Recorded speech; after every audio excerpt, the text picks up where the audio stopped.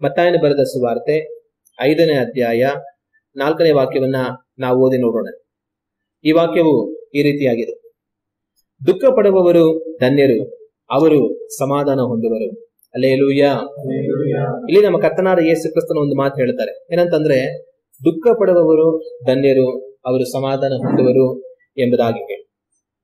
ಸಾಮಾನ್ಯವಾಗಿ ನಾವು ಏನ್ ಯೋಚನೆ ಮಾಡ್ತೀವಿ ಅಂದ್ರೆ, ಯಾರು ಧನ್ಯರು?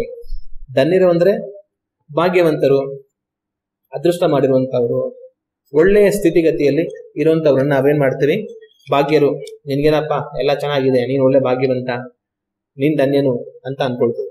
ಆಗ ಸಾಮಾನ್ಯವಾಗಿ ನಾವು ಯಾರನ್ನ ಧನ್ಯರು ಅಂತ ಹೇಳ್ತೀವಿ ಅಂದ್ರೆ, ಸಂತೋಷವಾಗಿರೋರು, ಆರಾಮಾಗಿ ಜೀವನ ಮಾಡ್ತಾ ಇರೋರು, ಯಾವ ಸಮಸ್ಯೆ ಇಲ್ದರ, ಯಾವ ತೊಂದರೆ ಇಲ್ದರ, ಎಲ್ಲಾ ತರ ಅಗತ್ಯಗಳು ಅವ್ರಿಗೆ ಸಂಧಿಸಲ್ಪಟ್ಟು ಹಾಯಾಗಿರುವಂತವ್ರನ್ನ ನಾವು ನೋಡಿ ಏನ್ ಹೇಳ್ತೇವೆ? ನೀನ್ ಧನ್ಯನು ಅಂತ ಸಹಜವಾಗಿ ಹೇಳ್ತೇವೆ. ಆದ್ರೆ ನಾವೇನ್ ಹೇಳ್ತೀವಿ? ನಮ್ಮ ಬಗ್ಗೆ ಏನ್ ಹೇಳ್ತೇವೆ? ನಿನಗೇನ್ ಬಿಡಪ್ಪ, ಎಲ್ಲಾ ಚೆನ್ನಾಗಿದೆ, ನೀನ್ ಧನ್ಯನು, ನೀನ್ ಭಾಗ್ಯವಂತನು, ಆರಾಮಾಗಿದೆಯಾ. ನಮ್ ಕತೆ ಏನು? ನಮ್ದು ಯಾವಾಗ್ಲೂ ಕಣ್ಣೀರೇ ಆಯ್ತು, ನಮ್ದು ಯಾವಾಗ್ಲೂ ಕಷ್ಟನೇ, ಯಾವಾಗ್ಲೂ ಸಮಸ್ಯೆನೆ, ಯಾವಾಗ್ಲೂ ತೊಂದ್ರೆನೆ, ನೆಮ್ಮದಿನೇ ಇಲ್ಲ ಜೀವನದಲ್ಲಿ. ಏನಕ್ಕಾದ್ರೂ ಹುಟ್ಟಿದವ ನಾವ್ ಈ ಲೋಕದಲ್ಲಿ, ಯಾಕಾದ್ರೂ ಬದುಕ್ತಾ ಇದೀವೋ ಅನ್ನತ್ರ ಅನ್ಸುತ್ತೆ ಅಂತ ನಾವ್ ಅನ್ಕೊಳ್ತೀವಿ. ಆಗ ನಮ್ಮ ದೃಷ್ಟಿಯಲ್ಲಿ ಏನು? ಧನ್ಯರು ಅಂದ್ರೆ ಯಾರಂದ್ರೆ ಚೆನ್ನಾಗಿರೋರು, ಹಾಯಾಗಿ ಸಂತೋಷವಾಗಿ ನೆಮ್ಮದಿಯಾಗಿರೋರು. ದುರದೃಷ್ಟವಂತರು ಯಾರು ಅಂತಂದ್ರೆ ನಂತರ ಕಣ್ಣೀರು, ಬಾಧೆ, ಸಂಕಟ, ಅಯ್ಯೋ ಅನ್ನೋ ಪರಿಸ್ಥಿತಿಯಲ್ಲಿ ಜೀವನ ಮಾಡ್ತಾ ಇರುವಂತವ್ರನ್ನ ನಾವೇನ್ ಮಾಡ್ತೀವಿ? ದುರದೃಷ್ಟವಂತರು ಅಂತ ಅನ್ಕೊಳ್ತೇವೆ. ಆದ್ರೆ ಯೇಸು ಕ್ರಿಸ್ತನ ಏನ್ ಹೇಳ್ತಾ ಇದ್ದಾರೆ? ಚೆನ್ನಾಗಿ ಆಯಾಗಿ ಸಂತೋಷವಾಗಿ ನೆಮ್ಮದಿಯಾಗಿ ಬದುಕ್ತಾ ಇರೋರು ಧನ್ಯರು ಅಂತ ಯೇಸು ಕ್ರಿಸ್ತನ ಹೇಳೋದಿಲ್ಲ. ಯೇಸು ಕ್ರಿಸ್ತನು ನಮ್ಮ ಚಿಂತೆಗೆ ವಿರುದ್ಧವಾದ ಕಾರ್ಯವನ್ನು ಹೇಳ್ತಾರೆ. ಏನು ನಮ್ಮ ಚಿಂತೆಗೆ ವಿರುದ್ಧವಾದ ಕಾರ್ಯ? ದುಃಖ ಪಡ್ತಾ ಇರುವಂತವ್ರು ಧನ್ಯರು ಅಂತ ಯೇಸು ಕ್ರಿಸ್ತನ ಹೇಳ್ತಾರೆ. ಹಂಗಂದ್ರೆ ಇದಕ್ಕೆ ಅರ್ಥ ಏನು? ನಾವು ಎಲ್ಲಾ ಚೆನ್ನಾಗಿರೋರು ಧನ್ಯರು ಅಂತ ನಾವು ಅನ್ಕೊಳ್ತೇವೆ, ದುಃಖ ಪಡುವವರು ಧನ್ಯರು ಅಂತ ಯೇಸು ಕ್ರಿಸ್ತನ ಹೇಳ್ತಾರೆ. ಆಗ ಇದಕ್ಕೆ ಅರ್ಥ ಏನು? ಯೇಸು ಕ್ರಿಸ್ತನು ಈ ಮಾತನ್ನ ಇದನ್ನ ಇಲ್ಲಿ ಅವರು ಹೇಳಿದಾಗ ಇದಕ್ಕೆ ಅರ್ಥ ಏನು? ಇದನ್ನ ನಾವು ಯಾವ ತರ ಅರ್ಥ ಮಾಡ್ಕೊಳ್ಳೋದು ಅಂತ ನಾವು ಯೋಚನೆ ಮಾಡಿದ್ರೆ, ಮನುಷ್ಯನಿಗೆ ದುಃಖ ಅನ್ನೋದು 2 ತರ ಇರುತ್ತೆ. ಒಂದು ದುಃಖ ಬಂದು ಶಾರೀರಿಕವಾದ ದುಃಖ. ಶಾರೀರಿಕವಾದ ದುಃಖ ಅಂತಂದ್ರೆ ಈ ಲೋಕದಲ್ಲಿ ನಾವು ಜೀವಿಸುವಾಗ ನಮಗೆ ಈ ಲೋಕದಲ್ಲಿ ನಡೆಯುವಂತ ಕಾರ್ಯಗಳ ನಿಮಿತ್ತವಾಗಿ ಬರುವಂತ ದುಃಖ. ಹಂಗಂದ್ರೆ ಒಂದು ವೇಳೆ ನಮಗೇನೋ ಒಂದು ಅನಾರೋಗ್ಯ ಇರ್ಬೋದು. ಅನಾರೋಗ್ಯ ಇದ್ದು ನಾವೇನ್ ಮಾಡ್ತಾ ಇರ್ತೇವೆ? ಕಣ್ಣೀರ್ ಸುರಿಸಿ 10 ಬಾರಿ ಪಡ್ತಾ ಇರ್ತೀವಿ. ಕೆಲವೊಂದ್ಸಲಿ ಸಾಲಗಳಿರ್ಬೋದು, ಆ ಸಾಲಗಳನ್ನು ತೀರಿಸ್ಕೊಳ್ಳೋದಕ್ಕಾಗದೆ ಸಾಲಗಾರರ ಆ ಕಾಟವನ್ನ ತಡೆಯೋದಕ್ಕಾಗದೆ ನಾವು ದುಃಖಪಟ್ಟು ಅಳುತ್ತಾ ಇರಬಹುದು. ಇಲ್ಲ ಕೆಲಸ ಇಲ್ಲ, ಜೀವನ ಮಾಡಕ್ಕೆ ಏನ್ ಮಾಡೋದು ಗೊತ್ತಿಲ್ಲ ಅಂತ ನಾವು ಅಳ್ತಾ ಇರಬಹುದು. ಇಲ್ಲ ಏನೋ ಮಾಡಕ್ ಹೋಗಿ ಎಲ್ಲಾ ನಷ್ಟ ಆಯ್ತು, ಎಲ್ಲಾ ಕಳ್ಕೊಂಡ್ವಿ, ಇಲ್ಲ ಯಾರೋ ಮೋಸ ಮಾಡ್ಬಿಟ್ರು, ನಮ್ಗಿರೋದೆಲ್ಲ ಹೋಯ್ತು, ನಮ್ಗೆ ಏನ್ ಮಾಡ್ಬೇಕಂತಾನೆ ಗೊತ್ತಿಲ್ಲ ಅಂತ ನಾವು ಕಣ್ಣೀರ್ ಸುರಿಸ್ತಾ ಇರ್ಬೋದು. ಇನ್ನು ಕೆಲವೊಂದ್ಸಲಿ ಕೆಟ್ಟು ಹೋಗಿರುವಂತಹ ಸಂಬಂಧಗಳು, ಗಂಡ ಹೆಂಡತಿಯನ್ನ ಬಿಟ್ಟು ಹೋಗ್ಬಿಟ್ಟ, ಇಲ್ಲ ಹೆಂಡತಿ ಗಂಡನನ್ನ ಬಿಟ್ಟು ಹೋಗ್ಬಿಟ್ಲು, ಮಕ್ಕಳು ದೂರ ಆಗ್ಬಿಟ್ರು. ಈ ತರ ನಮಗಿರುವಂತ ಸಂಬಂಧಗಳು ಮುರಿದು ಹೋದಾಗ, ಆ ಸಂಬಂಧಗಳ ಮಧ್ಯದಲ್ಲಿ ನಮಗೆ ಸಮಾಧಾನ ಇಲ್ಲದಿರುವಾಗ ನಮಗೆ ದುಃಖ ಅನ್ನೋದು ಬರಬಹುದು. ಇನ್ನು ಕೆಲವೊಂದ್ಸಲಿ ಮರಣ ಅನ್ನೋದು ಸಂಭವಿಸುವಾಗ, ನಮಗೆ ಪ್ರಿಯವಾದವರು ನಮ್ಮನ್ನ ಬಿಟ್ಟು ಅಗಲಿ ಹೋಗೋ ಸಮಯದಲ್ಲಿ ದುಃಖ ಅನ್ನೋದು ಬರುತ್ತೆ. ಈ ರೀತಿ ಮನುಷ್ಯನಿಗೆ ದುಃಖ ಪಡೋದಕ್ಕೆ ಲೋಕದಲ್ಲಿ 108 ಕಾರಣಗಳಿರ್ಬೋದು. ಆಗ ಈ ದುಃಖಗಳೆಲ್ಲ ಯಾವುದು ಅಂತಂದ್ರೆ ಶರೀರದಲ್ಲಿ ಅವನಿಗೆ ಸಂಭವಿಸುವಂತದ್ದು, ಶರೀರದಲ್ಲಿ ಅವನಿಗೆ ಎದುರಾಗುವಂತ ಕಾರ್ಯಗಳ ನಿಮಿತ್ತವಾಗಿ ಮನುಷ್ಯನಿಗೆ ಬರುವಂತ ದುಃಖ. ಆಗ ದುಃಖ ಅನ್ನೋದು 2 ರೀತಿ ಇರುತ್ತೆ. ಅದರಲ್ಲಿ ಒಂದು ಯಾವುದು ಅಂತಂದ್ರೆ ಶಾರೀರಿಕವಾದ ಕಾರ್ಯಗಳ ನಿಮಿತ್ತವಾಗಿ ನಮಗೆ ಬರುವಂತಹ ದುಃಖ. ಇಲ್ಲಿ ಯೇಸು ಕ್ರಿಸ್ತನು ದುಃಖ ಪಡುವವರು ಧನ್ಯರು ಅಂತ ಹೇಳುವಾಗ ಅವರು ಈ ಶಾರೀರಿಕವಾದ ಮನುಷ್ಯನಿಗೆ ಬರುವಂತ ದುಃಖವನ್ನ ಸೂಚಿಸಿ ಅವರು ಹೇಳ್ತಾ ಇಲ್ಲ, ನಿನಗೆ ತುಂಬಾ ರೋಗ ಇದೆಯಲ್ಲ, ನೀನ್ ದುಃಖ ಪಡ್ತಾ ಇದೆಯಲ್ಲ, ನೀನ್ ಧನ್ಯಳು. ನಿನಗೆ ತುಂಬಾ ಸಾಲ ಇದೆಯಲ್ಲ, ದುಃಖ ಪಡ್ತಾ ಇದೆಯಲ್ವಾ, ನೀನ್ ಧನ್ಯಳು ಅಂತ ನಮ್ಮ ಲೌಕಿಕವಾದ ತೊಂದರೆಗಳಿಂದಾಗಿ ನಮಗೆ ಬರುವಂತ ಮಾನಸಿಕವಾದ ದುಃಖವನ್ನ ಕುರಿತಾಗಿ ಯೇಸು ಕ್ರಿಸ್ತನು ಈ ಸ್ಥಳದಲ್ಲಿ ಹೇಳ್ತಾ ಇಲ್ಲ. ಹಾಗಾದ್ರೆ ಅವ್ರು ಹೇಳ್ತಾರಂತ ದುಃಖ ಯಾವುದು? ಅವ್ರು ಹೇಳ್ತಾ ಇರೋ ದುಃಖ ಯಾವುದು ಅಂದ್ರೆ ಬೇರೊಂದು ದುಃಖ, 2ನೇ ವಿಧವಾದ ದುಃಖ. ಒಂದು ಶಾರೀರಿಕವಾದ ಸಮಸ್ಯೆಗಳಿಂದ ಮನುಷ್ಯನಿಗೆ ಬರುವಂತ ದುಃಖ ಒಂದು. ಇನ್ನೊಂದು ವಿಧವಾದ ದುಃಖ ಕೂಡ ಇದೆ.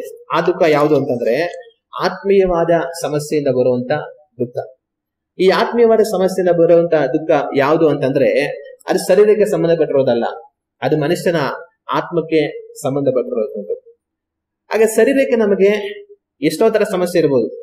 ನಮಗೆ ಹಸಿವಿರ್ಬೋದು, ಬಟ್ಟೆ ಇಲ್ಲದಿರಬಹುದು, ಇದಕ್ಕೆ ಆಶ್ರಯ ಇರಬಹುದು, ನಮಗ್ ಕೆಲಸ ಇಲ್ಲದಿರ ಇರಬಹುದು, ನಮ್ಮನ್ನ ತೊಂದರೆ ಮಾಡುವಂತವ್ರು ಇರಬಹುದು, ಮರಣ ಅನ್ನೋದಿರಬಹುದು, ರೋಗ ಅನ್ನೋದಿರಬಹುದು. ಶರೀರಕ್ಕೆ ಹಲವಿಧವಾದ ಸಮಸ್ಯೆಗಳು ಇರಬಹುದು. ಆದ್ರೆ ಆತ್ಮ, ನಮ್ಮೊಳಗಡೆ ದೇವರಿಟ್ಟಿರುವಂತ ಆತ್ಮಕ್ಕೆ ಇರುವಂತದ್ದು ಒಂದೇ ಸಮಸ್ಯೆ.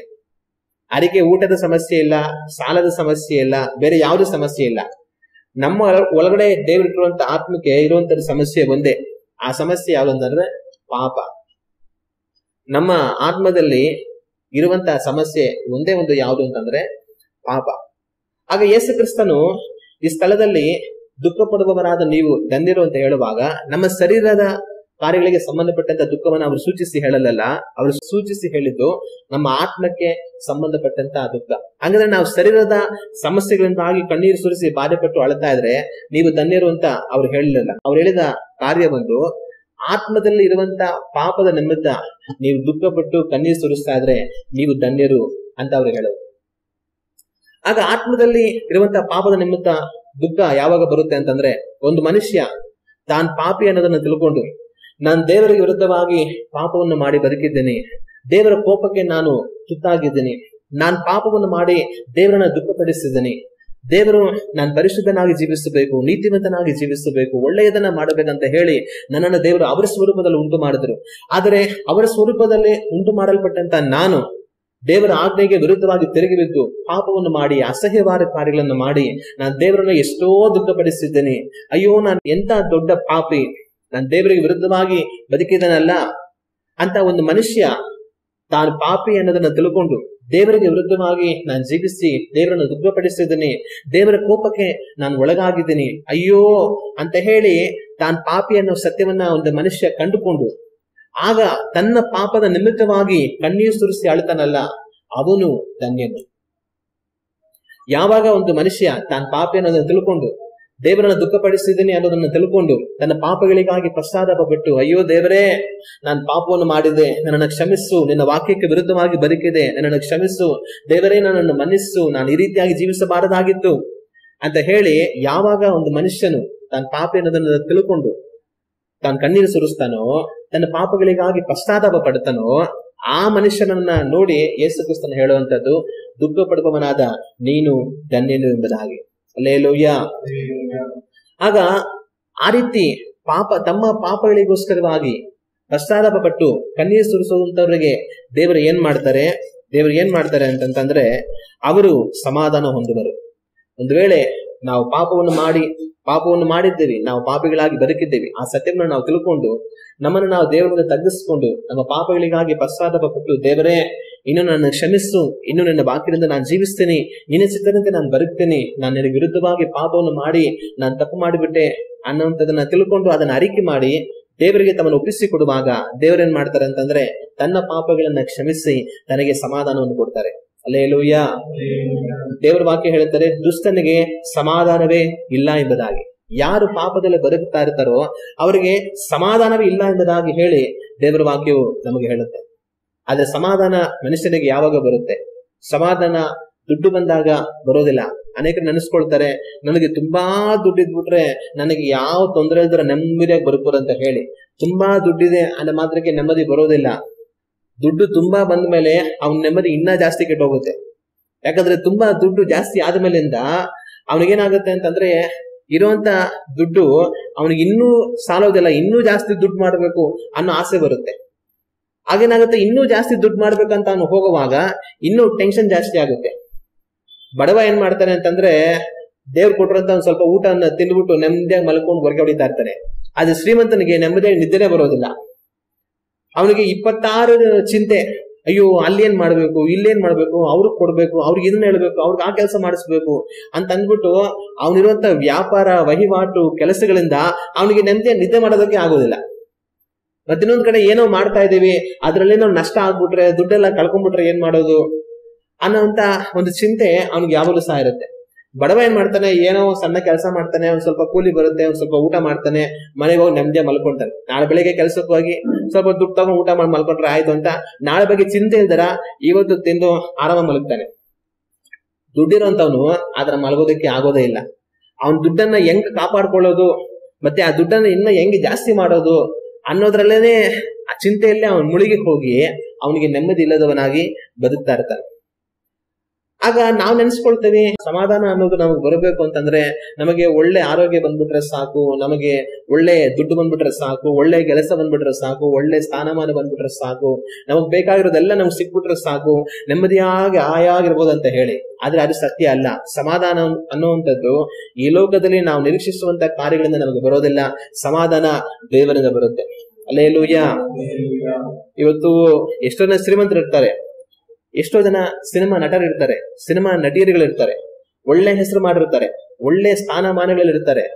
ಆದ್ರೆ ಅಂತವ್ರು ಆತ್ಮಹತ್ಯೆ ಮಾಡಿಕೊಂಡು ಸತ್ತು ಹೋಗುವಂತದನ್ನ ಎಷ್ಟೋ ಜನ ನಾವು ನೋಡ್ತೇವೆ. ಏನಕ್ಕೆ ಅಂದ್ರೆ ನೆಮ್ಮದಿ ಇಲ್ಲ. ಹೆಸರಿದೆ, ಒಳ್ಳೆ ಸ್ಥಾನಮಾನ ಇದೆ, ಒಳ್ಳೆ ಪದವಿ ಇದೆ, ಒಳ್ಳೆ ದುಡ್ಡು ಇದೆ, ಒಳ್ಳೆ ಸೌಂದರ್ಯ ಇದೆ, ಎಲ್ಲ ಇದೆ, ಆದ್ರೆ ನೆಮ್ಮದಿ ಇಲ್ಲ. ನೆಮ್ಮದಿ ಸಮಾಧಾನ ದೇವರಿಂದ ಮಾತ್ರ ಕೊಡೋಕ್ ಸಾಧ್ಯ. ಹಲ್ಲೆಲೂಯಾ. ಆ ಸಮಾಧಾನ ನೆಮ್ಮದಿ ನಮಗೆ ದೇವರಿಂದ ಯಾವಾಗ ಬರುತ್ತೆ?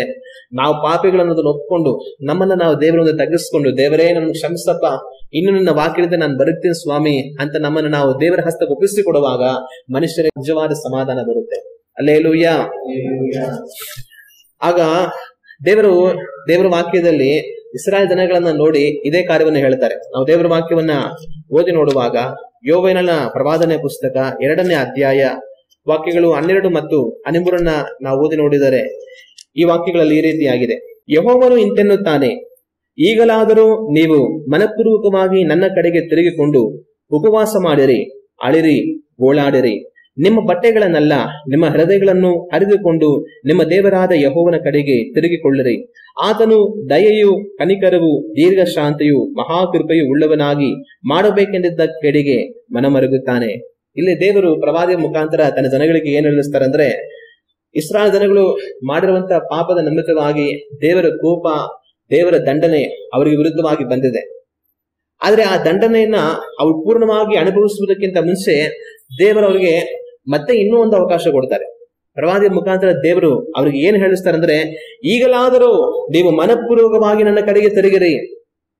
ನಿಮ್ಮ ಪಾಪಗಳ ನಿಮಿತ್ತ ನಾನು ನಿಮ್ಮನ್ನ ಎಷ್ಟೋ ದಂಡಿಸಿದ್ದೀನಿ, ನಿಮಗೆ ಎಷ್ಟೋ ಕಷ್ಟಗಳನ್ನು ಅನುಮತಿಸಿದ್ದೀನಿ, ಎಷ್ಟೋ ಬಾಧೆಗಳಿಗೆ ನಿಮ್ಮನ್ನು ಒಳಪಡಿಸಿದ್ದೀನಿ, ನೀವು ಹೀಗಾದ್ರೂ ಮನ ತಿರುಗಲಿ ಅಂತ ಅಂದ್ಬಿಟ್ಟು. ಆದ್ರೆ ಇನ್ನೂ ನೀವು ಮನ ತಿರುಗಿಲ್ಲ. ಆದ್ರೆ ಈಗಲಾದರೂ ನೀವು ಮನಪೂರ್ವಕವಾಗಿ ಮನ ತಿರುಗಿರಿ, ಉಪವಾಸ ಮಾಡಿರಿ, ಅಳಿರಿ, ಗೋಳಾಡಿರಿ. ಅಂದ್ರೆ ನಿಮ್ಮ ಪಾಪಗಳಿಗಾಗಿ ಪಶ್ಚಾತ್ತಾಪ ಪಟ್ಟು ನೀವು ಅಳಿರಿ, ಗೋಳಾಡಿರಿ. ನಿಮ್ಮ ಬಟ್ಟೆಗಳನ್ನೆಲ್ಲ ನಿಮ್ಮ ಹೃದಯಗಳನ್ನು ಹರಿದುಕೊಂಡು ನಿಮ್ಮ ದೇವರಾದ ಯೆಹೋವನ ಕಡೆಗೆ ತಿರುಗಿಕೊಳ್ಳಿರಿ. ಆ ಕಾಲದಲ್ಲಿ ಜನಗಳು ಏನ್ ಮಾಡ್ತಾ ಇದ್ರು ಅಂದ್ರೆ, ಅವರ ಅತಿಯಾದ ದುಃಖವನ್ನು ತೋರಿಸೋದಕ್ಕೋಸ್ಕರ ಬಟ್ಟೆ ಹಿಡ್ಕೊಂಡು ಹಂಗೆ ಒಗೆದಾಕೋರು. ಈಗಲೂ ಕೂಡ ಕೆಲವರು ದುಃಖ ವ್ಯಕ್ತಪಡಿಸುವಾಗ ಆದ್ರೆ ವ್ಯಕ್ತಪಡಿಸ್ತಾರೆ, ಇರೋ ಬಟ್ಟೆ ಎಲ್ಲ ಹರಿದಾಕೊಂಡು ಮಣ್ಣೆಲ್ಲ ಎತ್ತಿ ತಲೆ ಮೇಲೆ ಹಾಕೊಂಡು, ಅಂದ್ರೆ ನಾವು ತುಂಬಾ ದುಃಖಕ್ಕೆ ಒಳಗಾಗಿದ್ದೀವಿ ಅನ್ನೋದನ್ನ ಸೂಚಿಸುವುದಕ್ಕೆ ಆತರ ಮಾಡ್ತಾರೆ. ಇಸ್ರಾಯೇಲ್ ಜನಗಳು ಆತರ ಮಾಡ್ತಾ ಇದ್ರು. ಆದ್ರೆ ದೇವರೇನ್ ಹೇಳ್ತಾರೆ ಅಂದ್ರೆ, ನಿಮ್ಮ ಬಟ್ಟೆಗಳನ್ನು ಹರ್ಕೊಳ್ಳೋದಲ್ಲ, ನೀವು ನಿಮ್ಮ ಹೃದಯಗಳನ್ನು ಹರಿಕೊಳ್ಳಿ. ಅಂದ್ರೆ ನಿಮ್ಮ ದುಃಖ ಒಳಗಿನಿಂದ ಬರಬೇಕು, ನಿಮ್ಮ ಹೃದಯದಿಂದ ಬರಬೇಕು. ನಾವು ದೇವರಿಗೆ ವಿರುದ್ಧವಾಗಿ ಪಾಪವನ್ನು ಮಾಡಿದ್ವಿ, ದೇವರೇ ಕ್ಷಮಿಸು, ಅಯ್ಯೋ ಇಂಥ ಕಾರ್ಯಗಳನ್ನ ನಾವು ಮಾಡಬಾರದಾಗಿತ್ತು, ಈ ತರ ನಾವು ಬದುಕಬಾರದಾಗಿತ್ತು, ನಿಮ್ಮ ಆಜ್ಞೆಗಳನ್ನ ಮೀರಿ ನಾವು ಜೀವಿಸಬಾರದಾಗಿತ್ತು, ದೇವರೇ ಕ್ಷಮಿಸು, ಇನ್ನ ನಾವು ಸರಿ ಹೋಗ್ತೇವೆ, ನಮ್ಮನ್ನು ನಾವು ನಿಮಗೆ ಒಪ್ಪಿಸ್ಕೊಡ್ತೇವೆ, ನಿಮ್ಮ ವಾಕ್ಯದಿಂದ ನಾವು ಬದುಕ್ತೀವಿ, ದೇವರೇ ಕರುಣಿಸು ಅಂತ ಹೇಳಿ ನಿಮ್ಮ ಹೃದಯಗಳನ್ನು ಹರಿದುಕೊಂಡು ನೀವೇನ್ ಮಾಡಿ, ಉಪವಾಸ ಮಾಡಿ, ಗೋಳಾಡಿ, ಪ್ರಾರ್ಥನೆ ಮಾಡಿ ದೇವರ ಕಡೆಗೆ ತಿರುಗಿಕೊಳ್ಳಿರಿ ಅಂತ ಹೇಳಿ, ದೇವರು ದಯೆಯು, ಕನಿಕರವು, ದೀರ್ಘ ಶಾಂತಿಯು, ಮಹಾಕೃಪೆ ಉಳ್ಳಾತನು. ನೀವೊಂದು ವೇಳೆ ಈ ರೀತಿ ಮನ ತಿರುಗಿದ್ರೆ ಆಗ ದೇವರು ನಿಮ್ಮನ್ನ ಕ್ಷಮಿಸುತ್ತಾನೆ, ನಿಮಗೆ ಬರಬೇಕಾಗಿರುವಂತಹ ಕೇಡನ್ನ ಬರದ ಹಾಗೆ ಆತನ ತಡೆಯುತ್ತಾನೆಂಬುದಾಗಿ ದೇವರು ಇಸ್ರಾಯೇಲ್ ಜನಗಳಿಗೆ ಹೇಳಿಸುವಂತದನ್ನ ನಾವು ಕಾಣ್ತೇವೆ. ಇಸ್ರಾಯೇಲ್ ಜನಗಳಿಗೆ ಮಾತ್ರವಲ್ಲ, ಹೊಸ ಒಡಂಬಡಿಕೆಯಲ್ಲಿ ನಮಗೂ ಸಹ ದೇವರು ಅದೇ ರೀತಿಯಾದ ಆಜ್ಞೆಯನ್ನು ಕೊಡ್ತಾರೆ. ನಾವು ದೇವರ ವಾಕ್ಯವನ್ನು ಓದುವಾಗ ಯಾಕೋಬನು ಬರೆದಂತ ಪತ್ರಿಕೆ 4ನೇ ಅಧ್ಯಾಯ 9ನೇ ವಾಕ್ಯದಲ್ಲಿ ಈ ರೀತಿಯಾಗಿದೆ, ದುಃಖಿಸಿರಿ, ಗೋಳಾಡಿರಿ, ಕಣ್ಣೀರಿಡಿರಿ, ನಗುವುದನ್ನು ಬಿಟ್ಟು ಗೋಳಾಡಿರಿ, ಸಂತೋಷವನ್ನು ಬಿಟ್ಟು ಮನಗುಂದಿದವರಾಗಿರಿ. ಇಲ್ಲಿ ಯಾಕೋಬನ ವಿಶ್ವಾಸಗಳಿಗೆ ಪತ್ರವನ್ನು ಬರೆಯುತ್ತಾ ತಾನು ಏನ್ ಹೇಳ್ತಾನೆ ಅಂದ್ರೆ, ನೀವು ದುಃಖ ಪಡಿರಿ, ಗೋಳಾಡಿರಿ, ಕಣ್ಣೀರಿಡಿರಿ ಅಂತ ವಿಶ್ವಾಸಿಗಳಿಗೆ ಹೇಳಿ, ನಗುವುದನ್ನು ಬಿಟ್ಟು ಗೋಳಾಡಿರಿ, ಸಂತೋಷವನ್ನು ಬಿಟ್ಟು ಮನಗುಂದಿದವರಾಗಿರಿ ಅಂತ ವಿಶ್ವಾಸಿಗಳಿಗೆ ತಾನು ಬರೆಯೋದನ್ನ ನಾವು ಕಾಣ್ತೀವಿ. ಯಾಕೆ, ಏನಕ್ಕೆ ಈ ರೀತಿ ದುಃಖ ಪಡ್ತಾ, ಗೋಳಾಡ್ತಾ, ಕಣ್ಣೀರಿಡುತ್ತಾ ಅವ್ರು ಇರಬೇಕು ಅಂತಂದ್ರೆ, 8ನೇ ವಾಕ್ಯದಿಂದ ನಾವು ಓದಿ ನೋಡುವಾಗ 8ನೇ ವಾಕ್ಯದಲ್ಲಿ ಯಾಕೋಬ ಈ ರೀತಿ ಹೇಳ್ತಾನೆ, ದೇವರ ಸಮೀಪಕ್ಕೆ ಬನ್ನಿರಿ, ಆಗ ಆತನು ನಿಮ್ಮ ಸಮೀಪಕ್ಕೆ ಬರುವನು, ಪಾಪಿಗಳೇ, ನಿಮ್ಮ ಕೈಗಳನ್ನು ಶುಚಿ ಮಾಡಿಕೊಳ್ಳಿರಿ. ಎರಡು ಮನಸ್ಸುಳ್ಳವರೇ, ನಿಮ್ಮ ಹೃದಯಗಳನ್ನ ನಿರ್ಮಲ ಮಾಡಿಕೊಳ್ಳಿರಿ. ಅವರು ಯಾರಿಗೆ ದುಃಖಿಸಿರಿ, ಯಾರಿಗೆ ಗೋಳಾಡಿರಿ, ಕಣ್ಣೀರಿಡಿರಿ ಅಂತ ಹೇಳ್ತಾ ಇದಾರಂದ್ರೆ ಪಾಪದಲ್ಲೇ ಇನ್ನ ಬದುಕ್ತಾ ಇರುವಂತವ್ರು. ಪಾಪಿಗಳೇ, ನಿಮ್ಮ ಕೈಗಳನ್ನು ಶುಚಿ ಮಾಡಿಕೊಳ್ಳಿರಿ. ನೀವು ಪಾಪಿಗಳು, ನಿಮ್ಮ ಕೈಗಳಲ್ಲಿ ಅಶುದ್ಧವಿದೆ. ನಿಮ್ಮ ಕೈಗಳಿಂದ ನೀವು ಬೇರೆಯವರಿಗೆ ಮೋಸ ಮಾಡ್ತೀರಾ, ಅನ್ಯಾಯವಾದದನ್ನ ನೀವು ಕಬಳಿಸ್ಕೊಳ್ತೀರಾ, ನಮ್ದು ಅಂತ ಎತ್ಕೊಳ್ತೀರಾ. ನಿಮ್ಮ ಕೈಗಳಲ್ಲಿ ಅನ್ಯಾಯ ತುಂಬಿದೆ, ಅಶುದ್ಧ ತುಂಬಿದೆ. ಆಗ ಕೈಗಳನ್ನ ಶುಚಿ ಮಾಡಿಕೊಳ್ಳಿರಿ. ಎರಡು ಮನಸ್ಸುಳ್ಳವರೇ, ನೀವು ಎರಡು ಮನಸ್ಸುಳ್ಳವರು, ದೇವರನ್ನ ಸರಿಯಾಗಿ ಸೇವಿಸುವಂತವರುಗಳಲ್ಲ. ಈ ಕಡೆ ಲೋಕನೂ ಬೇಕು ಅಂತೀರಾ, ಈ ಕಡೆ ಪಾಪನೂ ಬೇಕು ಅಂತೀರಾ, ಈ ಕಡೆ ದೇವರಿಂದ ಬರುವಂತ ಕೃಪೆಯನ್ನು ರಕ್ಷಣೆಯೂ ಬೇಕು ಅಂತೀರಾ. ನೀವು ಎರಡು ಮನಸ್ಸುಳ್ಳವರಾಗಿದ್ದೀರಾ, ಅದು ಸಾಧ್ಯ ಇಲ್ಲ. ನಿಮ್ಮ ಹೃದಯಗಳನ್ನ ನಿರ್ಮಲ ಮಾಡಿಕೊಳ್ಳಿರಿ ಅಂತ ಬೈತಾ ನೀವು ದುಃಖ ಪಡಿರಿ, ಗೋಳಾಡಿರಿ, ಕಣ್ಣೀಡಿರಿ ಅಂತ ಜನಗಳಿಗೆ ಯಾಕೋಬನು ಬರೆಯುವಂತದನ್ನ ದೇವರ ವಾಕ್ಯದಲ್ಲಿ ನಾವು ಕಾಣ್ತೀವಿ. ಆಗ ಯೇಸು ಕ್ರಿಸ್ತನು ದುಃಖ ಪಡುವವರು ಧನ್ಯರು ಅಂತ ಹೇಳಿದ್ರು. ಯಾವ ದುಃಖ ಪಡುವಂತವರು? ಶಾರೀರಿಕವಾದ ದುಃಖವನ್ನು ಪಡ್ತಾ ಇರುವಂತವರಲ್ಲ. ಆದ್ರೆ ಯಾರು ನಾವು ಪಾಪಿಗಳೆನ್ನುವುದನ್ನು ತಿಳಿದುಕೊಂಡು ದೇವರಿಗೆ ತಮ್ಮ ಒಪ್ಪಿಸಿಕೊಟ್ಟು ತಮ್ಮ ಪಾಪಗಳನ್ನು ಅರಿಕೆ ಮಾಡಿ ಇನ್ನು ಪಾಪಗಳಿಂದ ಮನೆ ತಿರುಗಿ ದೇವರಿಗಾಗಿ ತಮ್ಮ ಒಪ್ಪಿಸಿಕೊಟ್ಟು ಜೀವಿಸುತ್ತಾರೋ, ಆ ರೀತಿಯಾಗಿ ದುಃಖ ಪಡುತ್ತಾ ಇರ್ತಾರೋ ಅವರು ಧನ್ಯರು, ಅವರು ಸಮಾಧಾನವನ್ನು ಹೊಂದುವರು. ಹಲ್ಲೆಲೂಯಾ. ದೇವರ ವಾಕ್ಯದಲ್ಲಿ ಈ ರೀತಿಯಾಗಿ ದುಃಖ ಪಟ್ಟಂತವ್ರು ಇದ್ದಾರೆ. ಮೊದಲನೆಯದಾಗಿ ವ್ಯಭಿಚಾರಿಯ ಸ್ತ್ರೀ.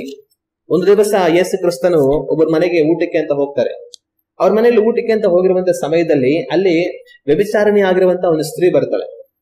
ಆತನು ಊಟ ಮಾಡ್ತಾರಂತ ಸಮಯದಲ್ಲಿ ತಾನು ಹಿಂದೆಗಡೆಯಿಂದ ಬಂದು ತನ್ನ ಕಾಲುಗಳ ಬಳಿಯಲ್ಲಿ ತಾನು ಕುಳಿತುಕೊಂಡು ತನ್ನ ಕಣ್ಣೀರನ್ನ ಸುರಿಸಿ ಆತನ ಪಾದಗಳನ್ನ ತಾನು ತ್ಯಾವ ಮಾಡಿ ತನ್ನ ತಲೆ ಕೂದಲಿನಿಂದ ಆತನ ಪಾದಗಳನ್ನು ಒರೆಸಿ ಸುಗಂಧ ತೈಲವನ್ನ ಆತನ ಪಾದಗಳಿಗೆ ಹಚ್ಚಿ ಆ ಪಾದಗಳಿಗೆ ಮುದ್ದಿಡ್ತಾಳೆ. ಆನಂತರ ಯೇಸು ಕ್ರಿಸ್ತನ ತನ್ನ ನೋಡಿ ಹೇಳೋ ಮಾತು, ನಿನ್ನ ಪಾಪಗಳು ಕ್ಷಮಿಸಲ್ಪಟ್ಟಿವೆ ಎಂಬುದಾಗಿ ಹೇಳಿ. ಆಗ ಆ ಸ್ತ್ರೀ ಅಲ್ಲಿ ಬಂದು ಕಣ್ಣೀರು ಸುರಿಸಿ ಆತನ ಪಾದಗಳನ್ನು ಒರೆಸಿ ಮುದ್ದಿಟ್ಟು ಸುಗಂಧ ತೈಲವನ್ನು ಹಚ್ಚಿದ್ರು. ಯಾವ ಕಾರಣಕ್ಕಾಗಿ ಆ ಸ್ತ್ರೀ ಯೇಸು ಕ್ರಿಸ್ತನ ಹತ್ರ ಒಂದು ಕಣ್ಣೀರು ಸುರಿಸಲು? ಅವಳಿಗೆ ಯಾವ ಅದ್ಭುತ ಬೇಕಾಗಿತ್ತು? ಯಾವ ಅಗತ್ಯ ಇತ್ತು? ಅವಳಿಗೆ ಬೇಕಾಗಿರೋದೆಲ್ಲ ಒಂದೇ, ಪಾಪ ಕ್ಷಮಾಪಣೆ. ನಾನು ವ್ಯಭಿಚಾರದಲ್ಲಿ ಬದುಕಿ ಪಾಪವನ್ನು ಮಾಡಿಬಿಟ್ಟಿದ್ದೇನೆ, ದೇವರು ನನ್ನ ಪಾಪಗಳನ್ನ ಕ್ಷಮಿಸಲಿ, ಇನ್ನು ನಾನು ದೇವರ ಮಗಳಾಗಿ ದೇವರಿಗೆ ನಾನು ಒಪ್ಪಿಸಿಕೊಟ್ಟು ನಾನು ಜೀವಿಸಬೇಕು. ನನ್ನ ಪಾಪದ ಫಲದಿಂದ ನಾನು ದಂಡನೆಯನ್ನ ಮರಣವನ್ನ ಹೊಂದಿಕೊಳ್ಳಬಾರದು, ನಾನು ಶುದ್ಧೀಕರಿಸಲ್ಪಡಬೇಕು, ನನ್ನ ಪಾಪದಿಂದ ನನಗೆ ಬಿಡುಗಡೆ ಆಗಬೇಕು ಅನ್ನುವಂತ ಒಂದೇ ನಿರೀಕ್ಷೆ. ಯಾವುದೋ ಒಂದು ಅದ್ಭುತಕ್ಕಾಗಿ ಆಕೆ ಬರಲಿಲ್ಲ, ಯಾವುದೋ ಅಗತ್ಯಕ್ಕಾಗಿ ಬರಲಿಲ್ಲ. ಯೇಸು ಕ್ರಿಸ್ತನ ಬಳಿಗೆ ಬಂದು ಕಣ್ಣೀರು ಸುರಿಸಿದಂತ ತುಂಬಾ ಜನ ಇದ್ದಾರೆ. ಅವರ ರೋಗಗಳಿಗಾಗಿ ಕಣ್ಣೀರು ಸುರಿಸಿದ್ರು, ಯಾವುದೋ ಅಗತ್ಯಗಳಿಗೋಸ್ಕರ ಕಣ್ಣೀರು ಸುರಿಸಿದ್ರು.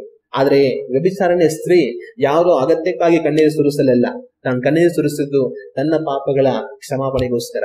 ಹಲ್ಲೆಲೂಯಾ. ಅರಸನಾಗಿರುವಂತ ದಾವೀದನು ಸಹ ಕಣ್ಣೀರು ಸುರಿಸಿ ದೇವರ ಹತ್ರ ಪ್ರಾರ್ಥನೆ ಮಾಡ್ತಾನೆ. ಕಾರಣ ತಾನು ಪಾಪವನ್ನು ಮಾಡಿದ. ದೇವರದನ್ನು ತೋರಿಸಿಕೊಟ್ಟಾಗ ತನ್ನನ್ನು ತಗ್ಗಿಸಿಕೊಂಡು ದೇವರೇ ನನ್ನ ಕ್ಷಮಿಸು, ನಾನು ಈ ರೀತಿ ಮಾಡಿಬಿಟ್ಟೆ ಅನ್ನೋದಾಗಿ ಹೇಳಿ ಕಣ್ಣೀರು ಸುರಿಸಿ ತಾನು ಪ್ರಾರ್ಥನೆ ಮಾಡುವಂತದನ್ನ ಕಾಣುತ್ತೇವೆ, ಪಾಪ ಕ್ಷಮಾಪಣೆಗೋಸ್ಕರ. ಆಗಾಗ ಇಸ್ರಾಯೇಲ್ ಜನಗಳು ಪಾಪವನ್ನು ಮಾಡಿ ಬದುಕ್ತಾ ಇದ್ದಾಗ ಅನೇಕ ಸಮಯಗಳಲ್ಲಿ ದೇವರು ಎಚ್ಚರಿಸುವಾಗ ಹಲವು ಸಂದರ್ಭಗಳಲ್ಲಿ ಅವ್ರೇನ್ ಮಾಡ್ತಾರೆ ಅಂದ್ರೆ ಅವರ ಪಾಪಗಳಿಗಾಗಿ ಕಣ್ಣೀರು ಸುರಿಸಿ ದೇವರೇ ನಿಮ್ಮ ಆಜ್ಞೆಗಳನ್ನ ಮೀರಿ ನಾವು ಪಾಪವನ್ನು ಮಾಡಿದ್ದೇವೆ, ಕ್ಷಮಿಸು ಅಂತ ಹೇಳಿ ಅವರನ್ನು ಒಪ್ಪಿಸಿಕೊಡುವಂತದನ್ನು ದೇವರ ವಾಕ್ಯದಲ್ಲಿ ನಾವು ಕಾಣುವುದಕ್ಕೆ ಸಾಧ್ಯ. ಆಗ ದುಃಖ ಪಡುವವರು ಧನ್ಯರು. ಆದ್ರೆ ಆ ದುಃಖ ಪಡುವಂತವರಿಗೆ ಎಂತವರು?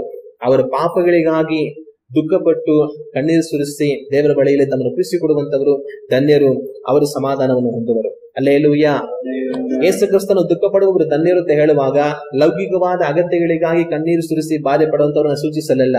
ಆದ್ರೆ ಅವರು ಹೇಳಿದ್ದು, ಯಾರು ಅವರು ಪಾಪಿಗಳೆನ್ನುವುದನ್ನು ತಿಳಿದುಕೊಂಡು ಕಣ್ಣೀರು ಸುರಿಸಿ ದೇವರನ್ನು ನೋಡಿ ಅವರ ಪಾಪಗಳ ಕ್ಷಮೆಗಾಗಿ ಪ್ರಾರ್ಥನೆ ಮಾಡುತ್ತಾರೋ, ಅವರ ಪಾಪಗಳಿಂದ ಮನ ತಿರುಗಬೇಕೆಂಬುದಾಗಿ ಇಷ್ಟಪಡುತ್ತಾರೋ ಅವರು ಧನ್ಯರು, ಅವರು ಸಮಾಧಾನವನ್ನು ಹೊಂದುವರೆಂಬುದಾಗಿ ಯೇಸು ಕ್ರಿಸ್ತನ ಹೇಳಿದ್ರು. ಹಲ್ಲೆಲೂಯಾ. ಇವತ್ತು ನನಗೆ ನಿಮಗೆ ಪ್ರಶ್ನೆ ಏನು ಅಂತಂದ್ರೆ, ನಾವು ಪಾಪಿಗಳೆನ್ನುವುದನ್ನ ತಿಳಿದುಕೊಂಡು ದೇವರಿಗೆ ವಿರುದ್ಧವಾಗಿ ಬದುಕಿ ನಾವು ಪಾಪವನ್ನು ಮಾಡಿದ್ದೇವೆ, ನಾವು ದೇವರನ್ನ ದುಃಖಪಡಿಸಿದ್ದೇವೆ, ದೇವರ ಕೋಪಕ್ಕೂ ರೌದ್ರಕ್ಕೂ ನಾವು ತುತ್ತಾಗಿದ್ದೇವೆ. ಆದ್ರೆ ದೇವರು ನಮ್ಮ ಪಾಪಗಳು ಕ್ಷಮಿಸಲ್ಪಡುವುದಕ್ಕೆ ಒಂದು ಅವಕಾಶವನ್ನು ಕೊಟ್ಟಿದ್ದಾರೆ. ನಮ್ಮ ಪಾಪವನ್ನು ತನ್ನ ಕುಮಾರನಾದ ಯೇಸು ಕ್ರಿಸ್ತನ ಮೇಲೆ ಸಿಲುಬೆಯಲ್ಲಿ ಆತನ ಹೊರಿಸಿ ಆತನನ್ನ ನಮಗಾಗಿ ಸಿಲುಬೆಯಲ್ಲಿ ಜಡಿದು ಆತನ ರಕ್ತವನ್ನು ಸುರಿಸಲ್ಪಡುವುದಕ್ಕೆ ಒಪ್ಪಿಸಿಕೊಟ್ಟು ತನ್ನ ಮರಣಕ್ಕೆ ಒಪ್ಪಿಸಿಕೊಟ್ಟು ಆತನ ಮರಣದ ಮುಖಾಂತರ ನಮ್ಮ ಪಾಪಗಳು ಕ್ಷಮಿಸಲ್ಪಟ್ಟು ನಮಗೆ ಬಿಡುಗಡೆಯಾಗಿ ರಕ್ಷಣೆ ಆಗೋದಕ್ಕೆ ದೇವರು ಒಂದು ಅವಕಾಶವನ್ನು ಕೊಟ್ಟಿದ್ದಾರೆ ಎನ್ನುವಂತ ಸತ್ಯವನ್ನು ನಾವು ತಿಳಿದುಕೊಂಡು ನಮ್ಮ ಪಾಪಗಳನ್ನ ದೇವರ ಬಳಿಯಲ್ಲಿ ಒಪ್ಪಿಕೊಂಡು ಇನ್ನು ಪಾಪವನ್ನು ಮಾಡದೆ ಪರಿಶುದ್ಧರಾಗಿ ಜೀವಿಸುವುದಕ್ಕೆ ನಾವು ನಮ್ಮನ್ನು ಒಪ್ಪಿಸಿಕೊಟ್ಟಿದ್ದೇವ? ನಾವು ಮಾಡಿದಂತ ಪಾಪಗಳ ನಿಮಿತ್ತ ನಾವು ಕಣ್ಣೀರು ಸುರಿಸಿ ದೇವರೇ ನಮ್ಮನ್ನು ಮನ್ನಿಸು, ನಿಮ್ಮನ್ನ ಈ ರೀತಿಯಾಗಿ ಬದುಕಿ ನಿಮ್ಮನ್ನ ನಾನು ದುಃಖಪಡಿಸಿದನಲ್ಲ, ಇನ್ನ ನಾನು ಆ ರೀತಿಯಾಗಿ ಬದುಕುವುದಿಲ್ಲ ಅಂತ ನಮ್ಮನ್ನು ನಾವು ದೇವರಿಗೆ ಒಪ್ಪಿಸಿಕೊಟ್ಟು ಜೀವಿಸುವುದಕ್ಕೆ ತೀರ್ಮಾನ ಮಾಡಿ ನಾವಿದ್ದೇವಾ ಅನ್ನೋದನ್ನ ನಾವು ಯೋಚನೆ ಮಾಡಿ ನೋಡಬೇಕು. ಆ ರೀತಿಯಾಗಿ ತೀರ್ಮಾನ ಮಾಡಿ ನಾವು ಬದುಕ್ತಾ ಇದ್ರೆ ನಾವು ಧನ್ಯರು, ನಾವು ಸಮಾಧಾನವನ್ನು ಹೊಂದುತ್ತೇವೆ. ಹಲ್ಲೆಲೂಯ. ಅನೇಕರಿಗೆ ಸಮಾಧಾನನೇ ಇಲ್ಲ, ಸಮಾಧಾನನೇ ಇಲ್ಲ, ಸಮಾಧಾನನೇ ಇಲ್ಲ ಅಂತ ಹೇಳುವಂತ ಅನೇಕರನ್ನ ನಾವು ಕಾಣಬಹುದು. ಒಂದು ವಿಶ್ವಾಸಿಗೆ ಸಮಾಧಾನ ಇಲ್ಲ ಅಂತ ಅನ್ನೋದಕ್ಕೆ ಹಲವು ಕಾರಣಗಳಿರಬಹುದು. ಅದ್ರ ಒಂದು ಕಾರಣ ಏನು ಅಂತಂದ್ರೆ, ಎಲ್ಲಾ ಇದೆ, ಏನೋ ನೆಮ್ಮದಿ ಇಲ್ಲ ಅಂತ ಹೇಳ್ತಾರೆ. ಏನೋ ನೆಮ್ಮದಿ ಇಲ್ಲ ಅಂತಂದ್ರೆ ನೀವು ಯಾವುದೋ ಒಂದು ಪಾಪದಿಂದ ಮನೆ ತಿರುಗಿಲ್ಲ ಅಂತ ಅರ್ಥ. ಅದಕ್ಕೆ ದೇವರು ನಮಗೆ ಸಮಾಧಾನ ಕೊಡೋದಕ್ಕಾಗ್ಲಿಲ್ಲ. ಆದ್ರೆ ಒಂದು ವಿಶ್ವಾಸಿ ಎಲ್ಲಾ ಪಾಪಗಳಿಗೆ ಮನೆ ತಿರುಗಿ ದೇವರಿಗೆ ತನ್ನ ಒಪ್ಪಿಸಿಕೊಂಡು ಜೀವಿಸುವಾಗ ದೇವರ ಸಮಾಧಾನವನ್ನು ಕೊಡ್ತಾರೆ. ಹಲ್ಲೆಲೂಯ. ಅದರಿಂದ ಈ ದಿವಸ ನಮ್ಮನ್ನು ನಾವು ಯೋಚನೆ ಮಾಡಿ ನೋಡೋಣ. ದೇವರ ವಾಕ್ಯದಲ್ಲಿ ಒಬ್ಬ ತಂದೆಗೆ 2 ಮಕ್ಕಳು ಇರ್ತಾರೆ. ಅದರಲ್ಲಿ ಕಿರಿಯ ಮಗ ಆಸ್ತಿಯನ್ನೆಲ್ಲ ತೆಗೆದುಕೊಂಡು ಹೋಗಿ ಓಡಿ ಹೋಗ್ತಾನೆ, ಕೊನೆಗೆ ಎಲ್ಲವನ್ನು ಕಳ್ಕೊಳ್ತಾನೆ. ಆದ್ರೆ ಒಂದು ದಿವಸ ಅವನ್ ಮನೆ ತಿರುಗ್ತಾನೆ. ನಾನ್ ಮಾಡಿದ್ದು ಎಷ್ಟು ದೊಡ್ಡ ತಪ್ಪು, ತಂದೆಯಿಂದ ನಾನು ಬೇರ್ಪಟ್ಟು ಬಂದಿದ್ದು ತಪ್ಪಾಗಿ ಹೋಯಿತು ಅಂತ ತಿಳ್ಕೊಂಡು ಅವನ ತಂದೆ ಬಳಿಗೆ ತಿರುಗ ಬರ್ತಾನೆ. ಬರುವಾಗ ನಾನು ಪರಲೋಕಕ್ಕೂ ನಿನಗೂ ವಿರುದ್ಧವಾಗಿ ಪಾಪವನ್ನು ಮಾಡಿದ್ದೆ, ನನ್ನನ್ನು ಕ್ಷಮಿಸು ಅಂತ ಹೇಳಿ ತನ್ನನ್ನು ತಿರುಗಿ ಒಪ್ಪಿಸಿಕೊಟ್ಟು ತಾನು ಬರುವಂತದನ್ನ ನಾವು ಕಾಣ್ತೇವೆ. ಆ ರೀತಿಯಾಗಿ ನಾವು ಪಾಪವನ್ನು ಮಾಡಿದ್ದೇವೆ ಅನ್ನೋದನ್ನು ತಿಳ್ಕೊಂಡು ನಾವು ದೇವರ ಬಳಿಗೆ ಬಂದು ಕಣ್ಣೀರು ಸುರಿಸಿ ದೇವರನ್ನು ಒಪ್ಪಿಸಿಕೊಟ್ಟರೆ ನಾವು ಧನ್ಯರು. ಹಲ್ಲೆಲೂಯ. ದೇವರು ನಮಗೆ ಸಮಾಧಾನವನ್ನು ಕೊಡ್ತಾರೆ. ಎಲ್ಲಿ ಸಮಾಧಾನವನ್ನು ಕೊಡ್ತಾರೆ? ಈ ಲೋಕದಲ್ಲಿ ದೇವರ ಸಮಾಧಾನವನ್ನು ಕೊಡ್ತಾರೆ. ಅದು ಮಾತ್ರ ಅಲ್ಲಿದರ ದೇವರ ರಾಜ್ಯದಲ್ಲಿ ಶಾಶ್ವತವಾದ ಸಮಾಧಾನವನ್ನು ಕೊಡ್ತಾರೆ. ಹಲ್ಲೆಲೂಯ. ನಮ್ಮನ್ನು ನಾವು ಯೋಚನೆ ಮಾಡಿ ನೋಡೋಣ. ನಾವು ಮನೆ ತಿರುಗಿದ್ರೆ ನಾವು ಧನ್ಯರು, ದೇವರು ನಮಗೆ ಸಮಾಧಾನ ಕೊಡುವುದಕ್ಕೆ ಅವಕಾಶವಾಗುತ್ತೆ. ಆಗ ಆತ್ಮೀಯವಾದ ದುಃಖ ಅನ್ನೋದು ಯಾವುದು ಅಂತಂದ್ರೆ, ಪಾಪಗಳಿಗಾಗಿ ಪಶ್ಚಾತ್ತಾಪಪಟ್ಟು ಬರುವಂತ ಕಣ್ಣೀರು, ಅದು ಆತ್ಮೀಯವಾದ ದುಃಖ. ಯೇಸು ಕ್ರಿಸ್ತನು ಇಲ್ಲಿ ಆ ದುಃಖವನ್ನು ಸೂಚಿಸಿದರು. ಈ ಆತ್ಮೀಯವಾದ ದುಃಖದಲ್ಲಿ ಸಹ 2 ತರ ಇದೆ. ಒಂದು, ನಮ್ಮ ಪಾಪಗಳಿಗಾಗಿ ನಾವು ಪಶ್ಚಾತ್ತಾಪಪಟ್ಟು ಕಣ್ಣೀರು ಸುರಿಸಿ ದೇವರಿಗೆ ನಾವು ಒಪ್ಪಿಸಿಕೊಟ್ಟು ಮಾಡುವಂತ ಪ್ರಾರ್ಥನೆ, ಇದು ಒಂದು. ಇನ್ನೊಂದು ಪ್ರಾರ್ಥನೆ ಸಹ ಇದೆ. ಆ ಪ್ರಾರ್ಥನೆ ಯಾವುದು ಅಂತಂದ್ರೆ, ಬೇರೆಯವರ ಪಾಪಗಳಿಗೋಸ್ಕರವಾಗಿ ಕಣ್ಣೀರು ಸುರಿಸಿ ಮನವೇದನೆಯಿಂದ ಮಾಡುವಂತ ಪ್ರಾರ್ಥನೆ. ದೇವರ ವಾಕ್ಯದಲ್ಲಿ ಬೇರೆಯವರ ಪಾಪಗಳಿಗೋಸ್ಕರವಾಗಿ ಕಣ್ಣೀರು ಸುರಿಸಿ ಪ್ರಾರ್ಥನೆ ಮಾಡಿದಂತ ಜನಗಳು ಉಂಟು. ನಾವು ದೇವರ ವಾಕ್ಯವನ್ನು ಓದಿ ನೋಡುವಾಗ ಎಜ್ರನ ಪುಸ್ತಕ 10ನೇ ಅಧ್ಯಾಯ 1ನೇ ವಾಕ್ಯವನ್ನ ನಾವು ಓದಿ ನೋಡಿದರೆ ಈ ವಾಕ್ಯದಲ್ಲಿ ಈ ರೀತಿಯಾಗಿದೆ. ಎಜ್ರನು ದೇವಾಲಯದ ಮುಂದೆ ಅಡ್ಡಬಿದ್ದು ಅಳುತ್ತಾ ವಿಜ್ಞಾಪನೆಯನ್ನು ಪಾಪ ನಿವೇದನವನ್ನು ಮಾಡುತ್ತಿರುವಷ್ಟರಲ್ಲಿ ಇಸ್ರಾಯೇಲರ ಗಂಡಸರು, ಹೆಂಗಸರು, ಮಕ್ಕಳು ಮಹಾಸಮೂಹವಾಗಿ ಆತನ ಬಳಿಗೆ ಬಂದು ಕೂಡಿದರು. ಅಲ್ಲಿನ ಜನರು ಬಹಳವಾಗಿ ಅಳುತ್ತಿದ್ದರು. ಈ ವಾಕ್ಯವನ್ನು ನಾವು ಓದುವಾಗ ಈ ವಾಕ್ಯ ಏನ್ ಹೇಳುತ್ತೆ ಅಂದ್ರೆ, ಎಜ್ರ ದೇವಾಲಯದ ಮುಂದೆಗಡೆಯಲ್ಲಿ ಅಡ್ಡಬಿದ್ದು ತಾನು ಅಳುತ್ತಾ ವಿಜ್ಞಾಪನೆಯನ್ನು ಪಾಪ ನಿವೇದನೆಯನ್ನು ಮಾಡುತ್ತಾ ಇದ್ದನು ಅಂತ ಎಜ್ರನ ಕುರಿತಾಗಿ ಬರೆಯಲ್ಪಟ್ಟಿದೆ. ಇಲ್ಲಿ ಎಜ್ರ ದೇವರ ಮುಂದೆ ಅಡ್ಡಬಿದ್ದು ಹೋಗಿ ಗುಳಾಡಿ ಹತ್ತು ತಾನು ಪ್ರಾರ್ಥನೆ ಮಾಡ್ತಾ ಇದ್ದಾನೆ. ಈಗ ಇಲ್ಲಿ ಎಜ್ರ ಕಣ್ಣೀರು ಸುರಿಸಿ ದೇವರ ಮುಂದೆ ಪ್ರಾರ್ಥನೆ ಮಾಡ್ತಾ ಇದ್ದ. ಯಾವ ಕಾರಣಕ್ಕಾಗಿ ಪ್ರಾರ್ಥನೆ ಮಾಡ್ತಾ ಇದ್ದ? ಯಾವ ಕಾರಣಕ್ಕಾಗಿ ಪ್ರಾರ್ಥನೆ ಮಾಡ್ತಾ ಇದ್ದ ಅಂತಂದ್ರೆ, ಪಾಪ ನಿವೇದನೆಯನ್ನು, ಅಂದ್ರೆ ಅವನ ಪಾಪವನ್ನು ಒಪ್ಪಿಕೊಂಡು, ದೇವರೇ ನಾವು ಪಾಪವನ್ನು ಮಾಡಿದ್ದೇವೆ, ನಮ್ಮನ್ನ ಕ್ಷಮಿಸು ಸ್ವಾಮಿ, ನಾವು ಅಪರಾಧವನ್ನು ಮಾಡಿಬಿಟ್ವಿ ಅಂತ ಹೇಳಿ ತಾನು ಅಳುತ್ತಾ ದೇವರನ್ನು ನೋಡಿ ಪ್ರಾರ್ಥನೆ ಮಾಡ್ತಾ ಇದ್ದ ಅಂತ ಬರೆಯಲ್ಪಟ್ಟಿದೆ. ಆಗ ಎಜ್ರನು ಯಾರ ಪಾಪವನ್ನು ಅರಿಕೆ ಮಾಡಿ ಪ್ರಾರ್ಥನೆ ಮಾಡ್ತಾ ಇದ್ದ? ಎಜ್ರ ಯಾರೋ ದೊಡ್ಡ ಪಾಪ ಮಾಡಿ ದೇವರೇ ಕ್ಷಮಿಸು ನನ್ನನ್ನ ಅಂತ ಪ್ರಾರ್ಥನೆ ಮಾಡ್ತಾ ಇದ್ನ? ಇಲ್ಲ. ಎಜ್ರ ತಾನ್ ಪಾಪವನ್ನು ಮಾಡಿ ದೇವರೇ ಕ್ಷಮಿಸು ಅಂತ ಪ್ರಾರ್ಥನೆ ಮಾಡ್ತಾ ಇರ್ಲಿಲ್ಲ. ಆದ್ರೆ ಸೆರೆಯಿಂದ ಹಿಂತಿರುಗಿ ಬಂದಂತ ಜನಗಳು ದೇವರಿಗೆ ವಿರುದ್ಧವಾಗಿ ಪಾಪವನ್ನು ಮಾಡಿದ್ದನ್ನ ನೋಡಿ ಅದಕ್ಕೋಸ್ಕರವಾಗಿ ತಾನು ಅಡ್ಡಬಿದ್ದು ಅಳುತ್ತಾ ದೇವರೇ ನಾವು ಪಾಪವನ್ನು ಮಾಡಿದ್ವಿ, ನಮ್ಮನ್ನ ಕ್ಷಮಿಸು ಅಂತ ತಾನು ಪ್ರಾರ್ಥನೆ ಮಾಡುವಂತದನ್ನ ದೇವರ ವಾಕ್ಯದಲ್ಲಿ ಕಾಣ್ತೇವೆ. ಇಲ್ಲಿ ಏನಾಗಿರುತ್ತೆ, ಇಸ್ರಾಯೇಲ್ ಜನರನ್ನ ದೇವರು ಸೆರೆಗೆ ತಗೊಂಡು ಹೋಗಿ 70 ವರ್ಷ ಅವರನ್ನ ಸೆರೆಯಲ್ಲಿಟ್ಟು ಅದಾದ ನಂತರ ಮತ್ತೆ ಇಸ್ರಾಯೇಲ್ ದೇಶಕ್ಕೆ ಕರ್ಕೊಂಡು ಬರ್ತಾರೆ. ಇಸ್ರಾಯೇಲ್ ದೇಶಕ್ಕೆ ಮತ್ತೆ ಬಂದು ಅಲ್ಲಿ ಮನೆಗಳನ್ನ ಕಟ್ಟಿಕೊಂಡು ವಾಸ ಮಾಡ್ತಾ ಇರುವಂತ ಈ ಜನಗಳು ಏನ್ ಮಾಡಿದಾರೆ ಅಂದ್ರೆ, ದೇವರ ಆಜ್ಞೆಯನ್ನ ತಿರಸ್ಕರಿಸಿ, ಅಂದ್ರೆ ದೇವರು ಏನ್ ಹೇಳಿದ್ರು, ನೀವು ಅನ್ಯ ಜನಾಂಗದಲ್ಲಿ ಹೆಣ್ಣನ್ನ ತಗೊಂಡು ಮದುವೆ ಮಾಡ್ಕೊಂಡು ಬಾರದು. ಆತರ ಮಾಡ್ಕೊಳ್ಳುವಾಗ ಏನ್ ಮಾಡ್ತಾರೆ, ಅವರು ನಿಮ್ಮನ್ನ ನನ್ನ ಭಕ್ತಿಯಿಂದ ಬೀಳಿಸ್ಬಿಡ್ತಾರೆ, ನನ್ನ ಭಕ್ತಿಯಿಂದ ನಿಮ್ಮನ್ನ ಬೀಳಿಸಿ ನಿಮ್ಮನ್ನ ಕೆಡಿಸ್ತಾರೆ. ಅದರಿಂದ ನೀವು ನಿಮ್ಮ ಜನಾಂಗದಲ್ಲೇ ಮದುವೆ ಆಗ್ಬೇಕು, ಬೇರೆ ಹೆಣ್ಣು ಮಕ್ಕಳನ್ನ, ನನ್ನನ್ನು ಅರಿಯದಿರುವಂತ ಅನ್ಯ ದೇವರುಗಳನ್ನ ಸೇವಿಸುವಂತ ಮಕ್ಕಳನ್ನ ಮದುವೆ ಆಗಬಾರದು ಅಂತ ದೇವರು ಅವರಿಗೆ ಆಜ್ಞೆ ಕೊಟ್ಟಿದ್ರು. ಆದ್ರೆ ಇವ್ರೇನ್ ಮಾಡಿದ್ರು, ಸೆರೆಗೆಲ್ಲ ಹೋಗ್ಬಿಟ್ಟು ಮತ್ತೆ ಬಂದ್ಬಿಟ್ಟು ಬೇರೆ ಬೇರೆ ಜನಾಂಗದವ್ರನ್ನೆಲ್ಲ ಮದುವೆ ಆಗ್ಬಿಟ್ಟಿದ್ರು. ಈ ತರ ಆಗ್ಬಿಡೋದ್ರಿಂದ ಏನಾಗುತ್ತೆ, ಈಗ ತಾನೇ ದೇವರು ಅವರ ಪಾಪಗಳ ನಿಮಿತ್ತ ದೇಶವನ್ನ ದಂಡಿಸಿ 70 ವರ್ಷ ಸೆರೆ ಕಳಿಸಿ ದೇವಾಲಯ ಎಲ್ಲ ಕೆಡವ ಹಾಗೆ ಮಾಡಿ ಆ ಇಸ್ರಾಯೇಲು ಯಹೂದ ರಾಜ್ಯಗಳನ್ನೆಲ್ಲ ದೇವರು ನಿರ್ನಾಮ ಮಾಡಿ ಅವರು ಅವ್ರ ಪಾಪಕ್ಕೆ ಎಷ್ಟೋ ದಂಡನೆಯನ್ನು ಅನುಭವಿಸಿದ್ದಾರೆ. ಆದ್ರೆ ಈಗ ಮತ್ತೆ ದೇವರು ಒಂದು ಅವಕಾಶ ಕೊಟ್ಟು ತಿರ್ಗಾ ಹೋಗಿ ಜೀವನ ಮಾಡಿ ಅಂತ ಇನ್ನೊಂದು ಅವಕಾಶವನ್ನು ದೇವರು ಕೊಟ್ಟಿದ್ದಾರೆ. ಆದ್ರೆ ಈಗ ತಾನೇ ದೇವ್ರ ಅವಕಾಶ ಕೊಟ್ಟಿದ್ದು, ಅಷ್ಟರಲ್ಲಿ ಮತ್ತೆ ಬೇರೆ ಬರುವನೆಲ್ಲ ಮದುವೆ ಆಗಿ ದೇವರ ಭಕ್ತಿಯಿಂದ ಬಿದ್ದು ಹೋಗಿ ಅವರು ಮುಂದೆ ಬರುವಂತ ಅವರ ಸಂತತಿಯವರು ದೇವರಿಂದ ಅಗಲಿ ಹೋಗಿ ಅದೇ ತರ ಮುಂದುವರ್ಕೊಂಡು ಹೋದ್ರೆ ದೇವ್ರೇನ್ ಮಾಡ್ತಾರೆ, ಕೊಟ್ಟಿರುವಂತ ಇನ್ನೊಂದು ಅವಕಾಶವನ್ನು ಕೂಡ ತೆಗೆದು ಹಾಕಿ ನೀವು ಪೂರ್ತಿ ಸರ್ವನಾಶ ಆಗಿ ಹೋಗ್ಬಿಡಿ, ನಿಮ್ಮಿಂದ ಏನ್ ಪ್ರಯೋಜನ ಅಂತ ನಮ್ಮನ್ನು ಅಳಿಸಿ ಬಿಡುತ್ತಾರೆ. ನಾವು ಮಾಡಿದ್ದು ಎಂತ ದೊಡ್ಡ ತಪ್ಪು, ಇಷ್ಟು ದಂಡನೆಗೆ ನಾವು ಒಳಗಾಗಿದ್ರು ಕೂಡ ನಮಗೆ ಬುದ್ಧಿ ಬಂದಿಲ್ವಲ್ಲ, ಇನ್ನೂ ದೇವ್ರ ವಾಕ್ಯವನ್ನು ನಾವು ಮೀರಿ ನಾವು ಬೇರೆ ಅನ್ಯ ಜನಗಳ ಹೆಣ್ಣು ಮಕ್ಕಳನ್ನ ಮದುವೆ ಮಾಡಿಕೊಂಡು ದೇವರ ಭಕ್ತಿಯನ್ನ ತಪ್ಪಿ ಹೋಗೋದಕ್ಕೆ ಅವಕಾಶ ಮಾಡಿಕೊಡ್ತಾ ಇದೀವಲ್ಲ ಅನ್ನೋದನ್ನ ನೋಡಿ ಎಜ್ರಾ ಏನ್ ಮಾಡ್ತಾನೆ, ದೇವ್ರ ಮುಂದೆ ಅಡ್ಡ ಬಿದ್ದು ಕಣ್ಣೀರು ಸುರಿಸಿ ಪ್ರಾರ್ಥನೆ ಮಾಡ್ತಾರೆ. ದೇವರೇ ಈ ತರ ಮಾಡಿ ನಾವು ತಪ್ಪು ಮಾಡ್ಬಿಟ್ವಿ, ಕ್ಷಮಿಸು ಅಂತ ಹೇಳಿ. ಅದು ಮಾತ್ರ ಅಲ್ದಿರ ನಾವು ನೆಹೆಮೀಯನ ಪುಸ್ತಕ 1ನೇ ಅಧ್ಯಾಯ 4ನೇ ವಾಕ್ಯವನ್ನ ನಾವು ಓದುವಾಗ ಈ ರೀತಿಯಾಗಿದೆ. ನಾನು ಈ ವರ್ತಮಾನವನ್ನು ಕೇಳಿದಾಗ ನೆಲದ ಮೇಲೆ ಕೂತುಕೊಂಡು ಅತ್ತೆನು, ಕೆಲವು ದಿವಸಗಳವರೆಗೂ ಶೋಕಿಸುತ್ತಾ ಉಪವಾಸವಾಗಿದ್ದು ಪರಲೋಕದ ದೇವರ ಮುಂದೆ ವಿಜ್ಞಾಪನೆ ಮಾಡುತ್ತಾ ಇದ್ದೇನೆ. ಇಲ್ಲಿ ನೆಹೆಮೀಯ ಏನ್ ಮಾಡ್ತಾನೆ ಅಂತಂದ್ರೆ, ಅವನಿಗೆ ಯಾವುದೋ ಒಂದು ಸುದ್ದಿ ಕೇಳಿದಾನೆ. ಯಾವುದೋ ಒಂದು ಸುದ್ದಿ ಅವನಿಗೆ ತಿಳಿದು ಬಂದಾಗ ತಾನೇನ್ ಮಾಡ್ತಾನೆ ಅಂತಂದ್ರೆ, ಕೇಳಿದಾಗ ನೆಲದ ಮೇಲೆ ಕೂತುಕೊಂಡು ಅತ್ತೆನು, ಕೆಲವು ದಿವಸಗಳವರೆಗೂ ಶೋಕಿಸುತ್ತಾ ಉಪವಾಸವಿದ್ದು ಪರಲೋಕ ದೇವರ ಮುಂದೆ ವಿಜ್ಞಾಪನೆ ಮಾಡುತ್ತಾ ಇದ್ದಾನೆ. ನೆಹೆಮೀಯನಿಗೆ ಏನೋ ಒಂದು ಸುದ್ದಿ ಬಂತು. ಈ ನೆಹೆಮೀಯ ಎಲ್ಲಿದ್ದಾನೆ? ಈ ಯಹೂದ್ಯ ದೇಶದಿಂದ ಸೆರೆಯಾಗಿ ಹೋಗಿ ಬಾಬೆಲ್ ದೇಶದಲ್ಲಿದ್ದಾನೆ. ಬಾಬೆಲ್ ದೇಶದಲ್ಲಿ ತಾನು ಒಳ್ಳೆಯ ಪದವಿಯಲ್ಲಿ ಅರಮನೆಯಲ್ಲಿ ರಾಜನ ಹತ್ರ ಕೆಲಸ ಮಾಡ್ತಾ ಇದ್ದಾನೆ. ರಾಜನಿಗೆ ಹಣ್ಣುಗಳ ಜ್ಯೂಸ್ ಅನ್ನು ಕೊಡುವಂಥದ್ದು ಅವನ ಕೆಲಸ. ಅದು ಸಾಮಾನ್ಯ ಕೆಲಸ ಅಲ್ಲ, ತುಂಬಾ ದೊಡ್ಡ ಕೆಲಸ. ಅಂತ ಒಳ್ಳೆ ಪದವಿಯಲ್ಲಿ ರಾಜನ ಜೊತೆಲಿ ಇದ್ದುಕೊಂಡು ಕೆಲಸ ಮಾಡುವಂತ ಒಂದು ಸ್ಥಾನದಲ್ಲಿ ಇದ್ದುಕೊಂಡು ತಾನು ಬದುಕ್ತಾ ಇದ್ದಾನೆ. ಒಳ್ಳೆ ಸಂಬಳ ಇರೋದಕ್ಕೆ, ತಾನು ಅರಮನೆ ಅಂತ ಬೇರೆ ಒಂದು ಮನೆ ಕೊಟ್ಟಿರ್ತಾರೆ, ಇರೋದಕ್ಕೆ ಒಳ್ಳೆ ಮನೆ, ಒಳ್ಳೆ ಊಟ, ಎಲ್ಲ ವಸತಿ ಸೌಕರ್ಯ ಎಲ್ಲ ಕೂಡ ನೆಹೆಮೀಯನಿಗಿದೆ. ನೆಹೆಮೀಯನಿಗೆ ವೈಯಕ್ತಿಕವಾಗಿ ಯಾವ ಸಮಸ್ಯೆ ಇಲ್ಲ. ಏನ್ ಸಮಸ್ಯೆ ಬಂದ್ರು ರಾಜನಿಗೆ ರಾಜ ಆದ್ರೆ ಸಾಕು, ರಾಜ ಎಲ್ಲ ಚೆನ್ನಾಗಿ ಮಾಡ್ಬಿಡ್ತಾರೆ. ಆತರ ಒಳ್ಳೆ ಸ್ಥಿತಿಯಲ್ಲಿ ನೆಹೆಮೀಯ ಬದುಕ್ತಾ ಇದ್ದಾನೆ. ಆದ್ರೆ ಈಗ ತನಗೊಂದು ಸುದ್ದಿ ಬರುತ್ತೆ. ಏನ್ ಬರುತ್ತೆ ಅಂತಂದ್ರೆ, ಈ ಯಹೂದಿಯ ಪ್ರಾಂತ್ಯಗಳಿಂದ ಬಂದಂತ ಒಂದು ವ್ಯಕ್ತಿ ತನ್ನನ್ನು ಸಂಧಿಸ್ತಾನೆ. ಸಂಧಿಸಿದಾಗ ಈ ನೆಹೆಮೀಯ ತನ್ನ ಸ್ವಂತ ದೇಶ ಯಹೂದ್ಯ ಪ್ರಾಂತ್ಯಗಳು, ಯೆರೂಸಲೇಮ್ ಪಟ್ಟಣ, ಇವುಗಳ ವಿಷಯದಲ್ಲಿ ತನಗೆ ತುಂಬಾ ಪ್ರೀತಿ ಇರುತ್ತೆ. ಆಗ ತಾನು ಕೇಳ್ತಾನೆ, ಆ ಯಹೂದ್ಯ ಪ್ರಾಂತ್ಯಗಳು ಯೆರೂಸಲೇಮ್ ಪಟ್ಟಣ ಎಲ್ಲ ಯಾವ ತರ ಇದೆ, ಎಲ್ಲಾ ಸೆರೆ ಮಾಡಿ ನಮ್ಮನ್ನೆಲ್ಲ ಇಲ್ಲಿ ಕರ್ಕೊಂಡ್ ಬಂದ್ಬಿಟ್ಟಿದ್ದಾರೆ, ಆದ್ರೆ ಈಗ ಅಲ್ಲಿ ಪರಿಸ್ಥಿತಿ ಹೆಂಗಿದೆ ಅಂತ ಕೇಳುವಾಗ ಅವ್ರೇನ್ ಹೇಳ್ತಾರೆ ಅಂದ್ರೆ, ಏನ್ ಹೇಳೋದು ಅಲ್ಲಿನ ಪರಿಸ್ಥಿತಿ, ಅಲ್ಲಿನ ಯೆರೂಸಲೇಮ್ ಪಟ್ಟಣದ ಪೌಳಿಯ ಗೋಡೆಗಳು ಕೆಡವಲ್ಪಟ್ಟಿದೆ, ಅದರ ಬಾಗಿಲುಗಳು ಸುಡಲ್ಪಟ್ಟಿದೆ, ಅಲ್ಲಿರುವಂತ ಜನಗಳು ದೊಡ್ಡ ನಿಂದೆಗೆ ಅವಮಾನಕ್ಕೆ ಒಳಗಾಗಿ ಬದುಕ್ತಾ ಇದ್ದಾರೆ ಅಂತೆಲ್ಲ ಸುದ್ದಿ ಹೇಳುವಾಗ ನೆಹೆಮೀಯನಿಗೆ ಏನಾಗುತ್ತೆ, ಬಹಳ ದುಃಖ ಆಗುತ್ತೆ. ಅಯ್ಯೋ, ನನ್ನ ಸ್ವಂತ ದೇಶ, ನನ್ನ ಸ್ವಂತ ಪಟ್ಟಣ, ನನ್ನ ಪೂರ್ವಿಕರಿದ್ದಂತಹ ಸ್ಥಳ, ದೇವರ ನಾಮಕ್ಕೆ ಮಹಿಮೆಯಾಗಿದ್ದಂತಹ ಒಂದು ಸ್ಥಳ ಯಾವ ರೀತಿಯಾಗಿ ಅವಮಾನಕ್ಕೊಳಗಾಗಿದೆ, ಯಾವ ತರ ಕೆಡವಲ್ಪಟ್ಟಿದೆ, ಯಾವ ತರ ಸುಡಲ್ಪಟ್ಟಿದೆ ಅನ್ನೋದನ್ನ ತಿಳಿದು ಬಂದಾಗ ತಾನು ಎಷ್ಟೋ ದಿನಗಳವರೆಗೂ ಕಣ್ಣೀರು ಸುರಿಸಿ ಅಳ್ತಾನೆ. ಉಪವಾಸದಿಂದ ಇದ್ದು ದೇವರ ಮುಂದೆ ತನ್ನನ್ನು ತಗ್ಗಿಸಿಕೊಂಡು ತಾನು ವಿಜ್ಞಾಪನೆ ಮಾಡ್ತಾ ಇರ್ತಾನೆ.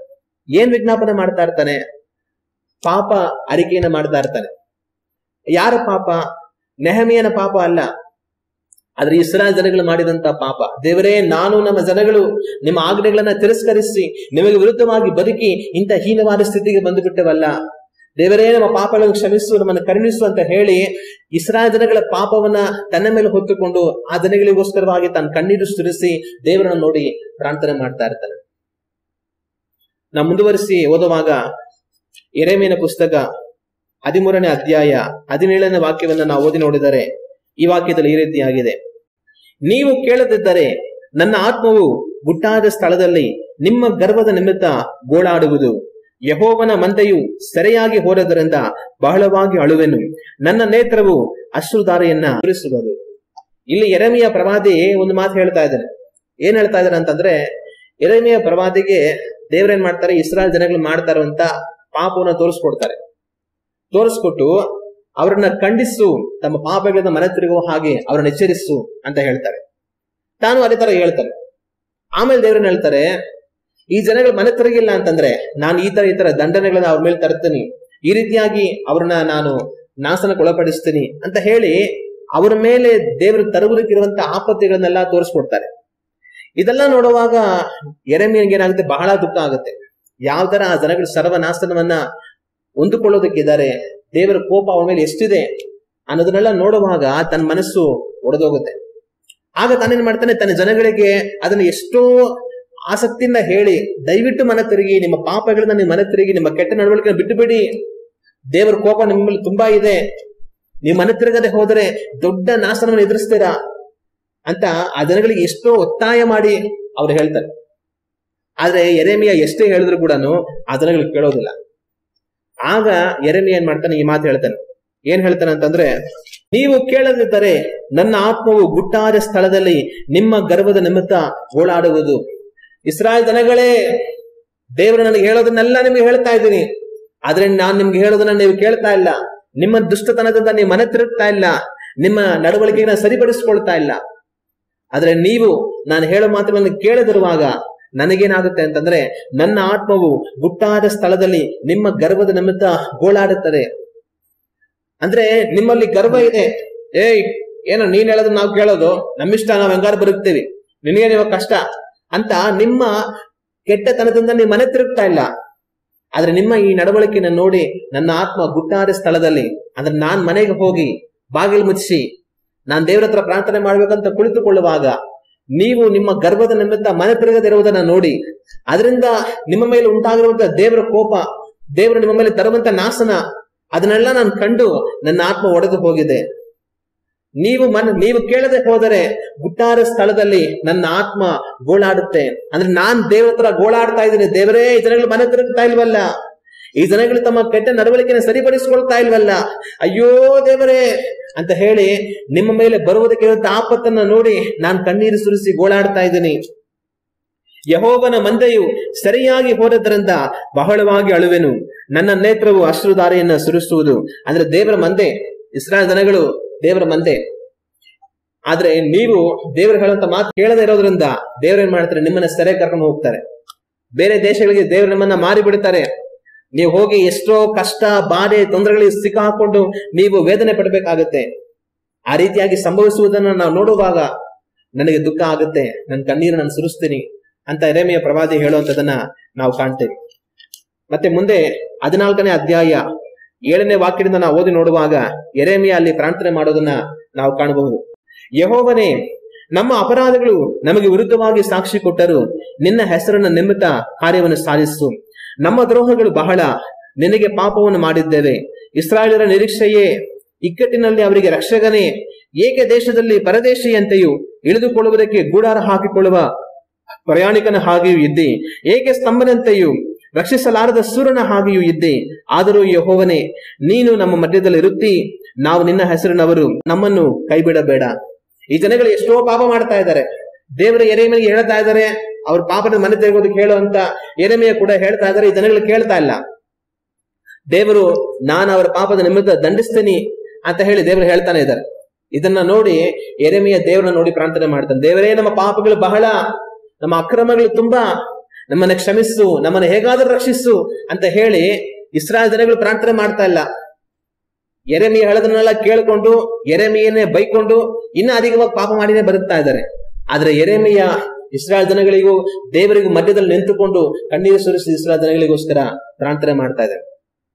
ಯೆರೆಮೀಯ ಎಷ್ಟು ಪ್ರಾರ್ಥನೆ ಮಾಡ್ದ ಅಂತಂದ್ರೆ ದೇವರೇ ಕೊನೆಗೆ ಯೆರೆಮೀಯನಿಗೆ ಹೇಳ್ಬಿಡ್ತಾರೆ, ನೀನ್ ಪ್ರಾರ್ಥನೆ ಮಾಡಬೇಡ ಅಂತ. ನೀನ್ ಪ್ರಾರ್ಥನೆ ಮಾಡಿ ಮಾಡಿ ಮಾಡಿದ್ದು ಸಾಕು, ಈ ಜನಗಳು ಮನೆ ತಿರುಗುತ್ತಾ ಇಲ್ಲ, ಅದರಿಂದ ನನ್ನ ಪ್ರಾರ್ಥನೆ ಕೇಳೋದಕ್ಕೆ ಆಗೋದಿಲ್ಲ ಅಂತ ಯೆರೆಮೀಯನಿಗೆ ದೇವ್ರ ಪ್ರಾರ್ಥನೆ ಮಾಡಬೇಡ ಅಂತಾನೆ ಹೇಳ್ಬಿಡ್ತಾರೆ. ನಾವು ದೇವ್ರ ವಾಕ್ಯ ಓದಿ ನೋಡುವಾಗ ಯೆರೆಮೀಯನ ಪ್ರವಾದನೆ ಪುಸ್ತಕ 7ನೇ ಅಧ್ಯಾಯ 16ನೇ ವಾಕ್ಯವನ್ನು ಓದಿ ನೋಡಿದರೆ ಈ ವಾಕ್ಯದಲ್ಲಿ ದೇವರು ಈ ರೀತಿ ಹೇಳ್ತಾರೆ, ನೀನಂತೂ ಈ ಜನರಿಗೋಸ್ಕರ ಬೇಡಿಕೊಳ್ಳಬೇಡ, ಇವರಿಗಾಗಿ ಮೊರೆ ಇಡಬೇಡ, ಪ್ರಾರ್ಥಿಸಲು ಬೇಡ, ನನಗೆ ವಿಜ್ಞಾಪಿಸಲು ಬೇಡ, ನಾನು ಕೇಳಲೊಲ್ಲೆನು. ಇಲ್ಲಿ ಯೆರೆಮೀಯನಿಗೆ ದೇವರು ಹೇಳುವಂತ ಮಾತು, ಈ ಜನರಿಗೋಸ್ಕರ ನೀನು ಬೇಡ್ಕೊಂಡ್ಬೇಡ, ಇವರಿಗೋಸ್ಕರ ಮೊರೆ ಇಡಬೇಡ, ಪ್ರಾರ್ಥನೆ ಮಾಡಬೇಡ, ವಿಜ್ಞಾಪಿಸಬೇಡ, ನಾನು ಕೇಳೋದಿಲ್ಲ ಅಂತ ದೇವರು ಹೇಳ್ತಾರೆ. ಇನ್ನು 11ನೇ ಅಧ್ಯಾಯ 14ನೇ ವಾಕ್ಯವನ್ನ ನಾವು ಓದಿ ನೋಡಿದರೆ ಅಲ್ಲೂ ಇದೇ ರೀತಿಯಾಗಿ ದೇವರು ಹೇಳ್ತಾರೆ, ಆದ ಕಾರಣ ಈ ಜನರಿಗೋಸ್ಕರ ಬೇಡಿಕೊಳ್ಳಬೇಡ, ಇವರಿಗಾಗಿ ಮೊರೆ ಇಡಬೇಡ, ಪ್ರಾರ್ಥಿಸಲು ಬೇಡ. ಅವರು ತಮ್ಮ ಕೇಡಿನ ನಿಮಿತ್ತ ನನಗೆ ಮೊರೆ ಇಡುವಾಗ ನಾನು ಕೇಳನು. ಮತ್ತೆ 14ನೇ ಅಧ್ಯಾಯ 11ನೇ ವಾಕ್ಯವನ್ನು ಓದುವಾಗ ಅಲ್ಲೂ ಸಹ ಇದೇ ರೀತಿಯಾಗಿ ಹೇಳ್ತಾರೆ. ಮತ್ತೆ ಯೆಹೋವನು ನನಗೆ, ಈ ಜನರ ಹಿತವನ್ನು ಬಯಸಿ ಇವರಿಗೋಸ್ಕರ ಪ್ರಾರ್ಥನೆ ಮಾಡಬೇಡ, ಇವರು ಉಪವಾಸ ಮಾಡುವಾಗ ಇವರ ಮೊರೆಯನ್ನು ಕೇಳನು. ಇಲ್ಲೂ ಸಹ ದೇವರು ಹೇಳಿದ್ರು, ಈ ಜನಗಳಿಗೋಸ್ಕರ ಪ್ರಾರ್ಥನೆ ಮಾಡಬೇಡ, ನಾನು ಕೇಳೋದಿಲ್ಲ ಅಂತ ದೇವರು ಹೇಳ್ತಾರೆ. ಆದ್ರೆ ದೇವ್ರ ಹಂಗ ಹೇಳಿದ್ರು ಕೂಡ ಯೆರೆಮೀಯ ಬಿಟ್ಟಿಲ್ಲ. ತಾನು ಆ ಜನಗಳಿಗೋಸ್ಕರ ಯಾವಾಗಲೂ ಪ್ರಾರ್ಥನೆ ಮಾಡ್ತಾನೆ ಇದ್ದ. ನಾವು ದೇವರ ವಾಕ್ಯದಲ್ಲಿ ಯೆಹೆಜ್ಕೇಲನ ಪ್ರವಾದನೆ ಪುಸ್ತಕ ನಾವು ಓದಿ ನೋಡುವಾಗ ಅಲ್ಲಿ ಕೂಡ ಪ್ರಾರ್ಥನೆ ಮಾಡುವಂತವರನ್ನ ನಾವು ನೋಡಬಹುದು. ಯೆಹೆಜ್ಕೇಲನ ಪ್ರವಾದನೆ ಪುಸ್ತಕ 9ನೇ ಅಧ್ಯಾಯ 4ನೇ ವಾಕ್ಯವನ್ನ ನಾವು ಓದಿ ನೋಡಿದರೆ ಈ ವಾಕ್ಯದಲ್ಲಿ ಈ ರೀತಿಯಾಗಿದೆ.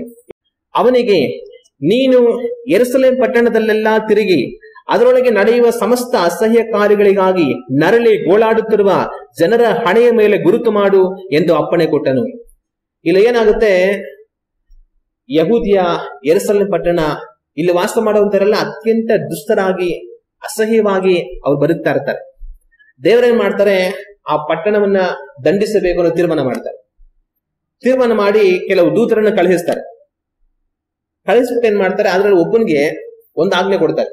ಏನ್ ಆಜ್ಞೆ ಕೊಡ್ತಾರೆ ಅಂತಂದ್ರೆ, ನೀನೇನ್ ಮಾಡು ಅಂತಂದ್ರೆ, ಈ ಪಟ್ಟಣದಲ್ಲೆಲ್ಲ ತಿರುಗಿ ಅದರೊಳಗೆ ನಡೆಯುವ ಸಮಸ್ತ ಅಸಹ್ಯ ಕಾರ್ಯಗಳಿಗಾಗಿ ನರಳಿ ಗೋಳಾಡುತ್ತಿರುವ ಜನರ ಹಣೆಯ ಮೇಲೆ ಗುರುತು ಮಾಡು.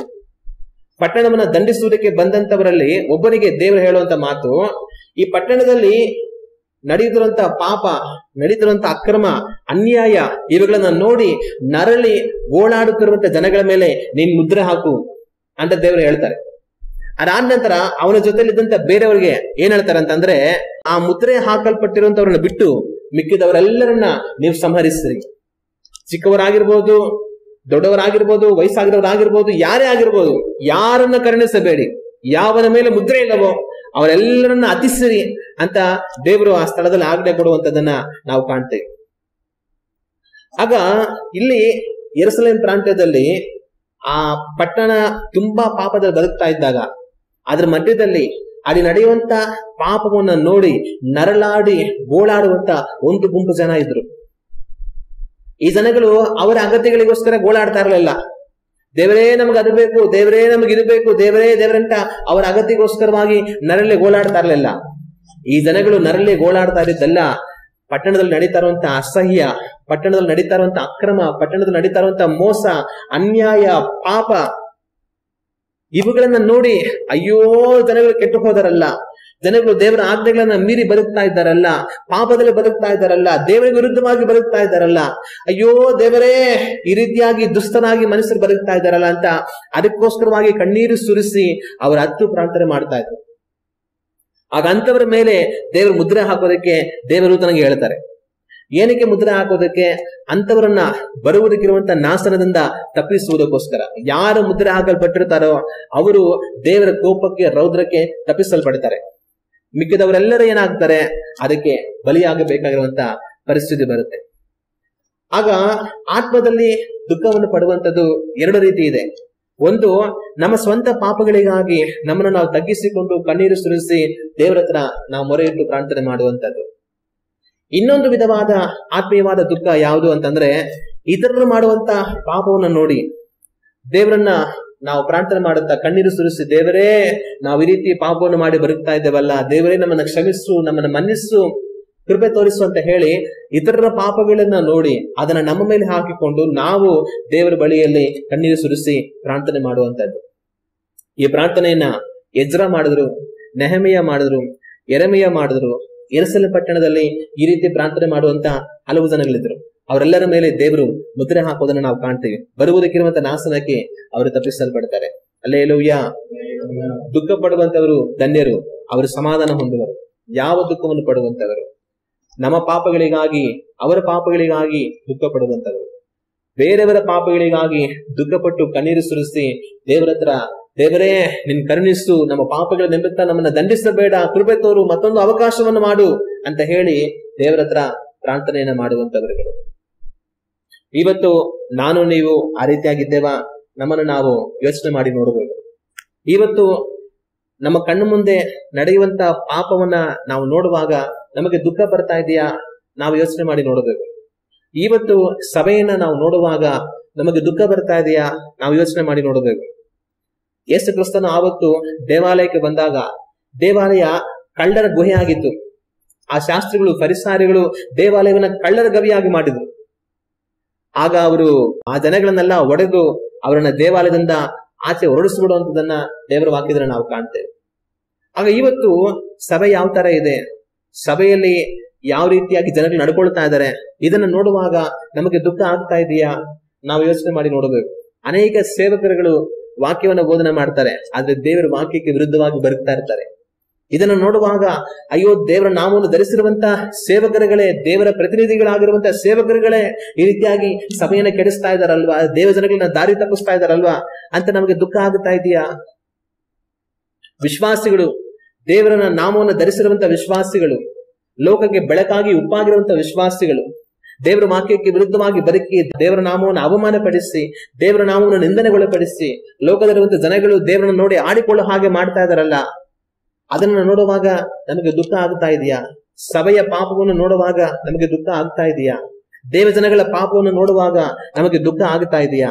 ಸಮಾಜದಲ್ಲಿ ನಡೆಯುವಂತ ಅಕ್ರಮ, ಸಮಾಜದಲ್ಲಿ ನಡೆಯುವಂತ ಮೋಸ, ವಂಚನೆ ನಾವು ಸುದ್ದಿಗಳಲ್ಲಿ ನೋಡುವಂತದ್ದು, ಇವುಗಳನ್ನ ನೋಡುವಾಗ ಲೋಕ ಎಷ್ಟು ಕೆಟ್ಟೋಗಿದೆ ಅಲ್ವಾ, ಅಯ್ಯೋ ಅಂತ ಹೇಳಿ ನಾವು ದುಃಖ ಪಡುವಂತವರಾಗಿದ್ದೇವಾ? ನಾವು ಯೋಚನೆ ಮಾಡಬೇಕು. ದೇವರ ವಾಕ್ಯದಲ್ಲಿ ಲೋಟನ ವಿಷಯದಲ್ಲಿ ದೇವರ ವಾಕ್ಯ ಏನ್ ಹೇಳುತ್ತಂದ್ರೆ, ತನ್ನ ಕಾಲದಲ್ಲಿ ಇದ್ದಂತವರು ಮಾಡುತ್ತಿದ್ದಂತ ಆ ಕಾರ್ಯಗಳನ್ನ ಕಂಡು ನೀತಿವಂತನಾಗಿರುವಂತ ಲೋಟನು ತನ್ನ ಮನಸ್ಸಿನಲ್ಲಿ ದುಃಖ ಪಡುತ್ತಾ ಇದ್ದನು ಅಂತ ದೇವರ ವಾಕ್ಯದಲ್ಲಿ ಇದೆ.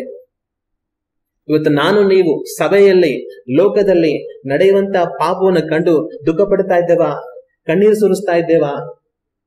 ಒಂದು ವೇಳೆ ಆ ರೀತಿಯಾಗಿ ನಾವು ನಡೆಯುವಂತವರುಗಳಾಗಿದ್ರೆ ನಾವು ಧನ್ಯರು, ನಮಗೆ ಸಮಾಧಾನ ಉಂಟಾಗುತ್ತೆ. ಹಲ್ಲೆಲೂಯ. ಎಲ್ಲಿ ಸಮಾಧಾನ ಉಂಟಾಗುತ್ತೆ? ಒಂದು ದಿವಸ ದೇವರು ಬಂದು ನಮ್ಮನ್ನ ಈ ಲೋಕದಿಂದ ಅವರ ಲೋಕಕ್ಕೆ ತಗೊಂಡು ಹೋಗ್ಬಿಡ್ತಾರೆ. ಹಲ್ಲೆಲೂಯ. ಈ ಲೋಕ ಪಾಪದಿಂದ ತುಂಬಿದೆ, ಆದ್ರೆ ಈ ಪಾಪದ ಲೋಕದಿಂದ ದೇವರು ನಮ್ಮನ್ನ ಬಿಡಿಸಿ ಪರಿಶುದ್ಧವಾದ ತನ್ನ ಲೋಕದಲ್ಲಿ ದೇವರು ನಮ್ಮನ್ನ ಕರ್ಕೊಂಡು ಹೋಗಿರಿಸ್ತಾರೆ. ಹಲ್ಲೆಲೂಯ. ಆಗ ನಮಗೆ ಸಮಾಧಾನ ಬರುತ್ತೆ. ದೇವರ ವಾಕ್ಯ ಹೇಳುತ್ತೆ, ಇನ್ನು ಅಲ್ಲಿ ಕಣ್ಣೀರಿಲ್ಲ, ಅಲ್ಲಿ ದುಃಖ ಇಲ್ಲ, ಅಲ್ಲಿ ಸಂಕಟ ಇಲ್ಲ, ಅಲ್ಲಿ ಬಾಧೆ ಇಲ್ಲ ಅಂತ ಹೇಳಿ. ಹಲ್ಲೆಲೂಯ. ಇವತ್ತು ನಾನು ನೀವು ಆ ರೀತಿಯಾಗಿ ದುಃಖ ಪಡುವಂತವರಾಗಿದ್ದೇವಾ? ನಮ್ಮನ್ನ ನಾವು ಯೋಚನೆ ಮಾಡಿ ನೋಡಬೇಕು. ಆತ್ಮೀಯವಾದ ದುಃಖ ನಮ್ಮಲ್ಲಿ ಇದೆಯಾ?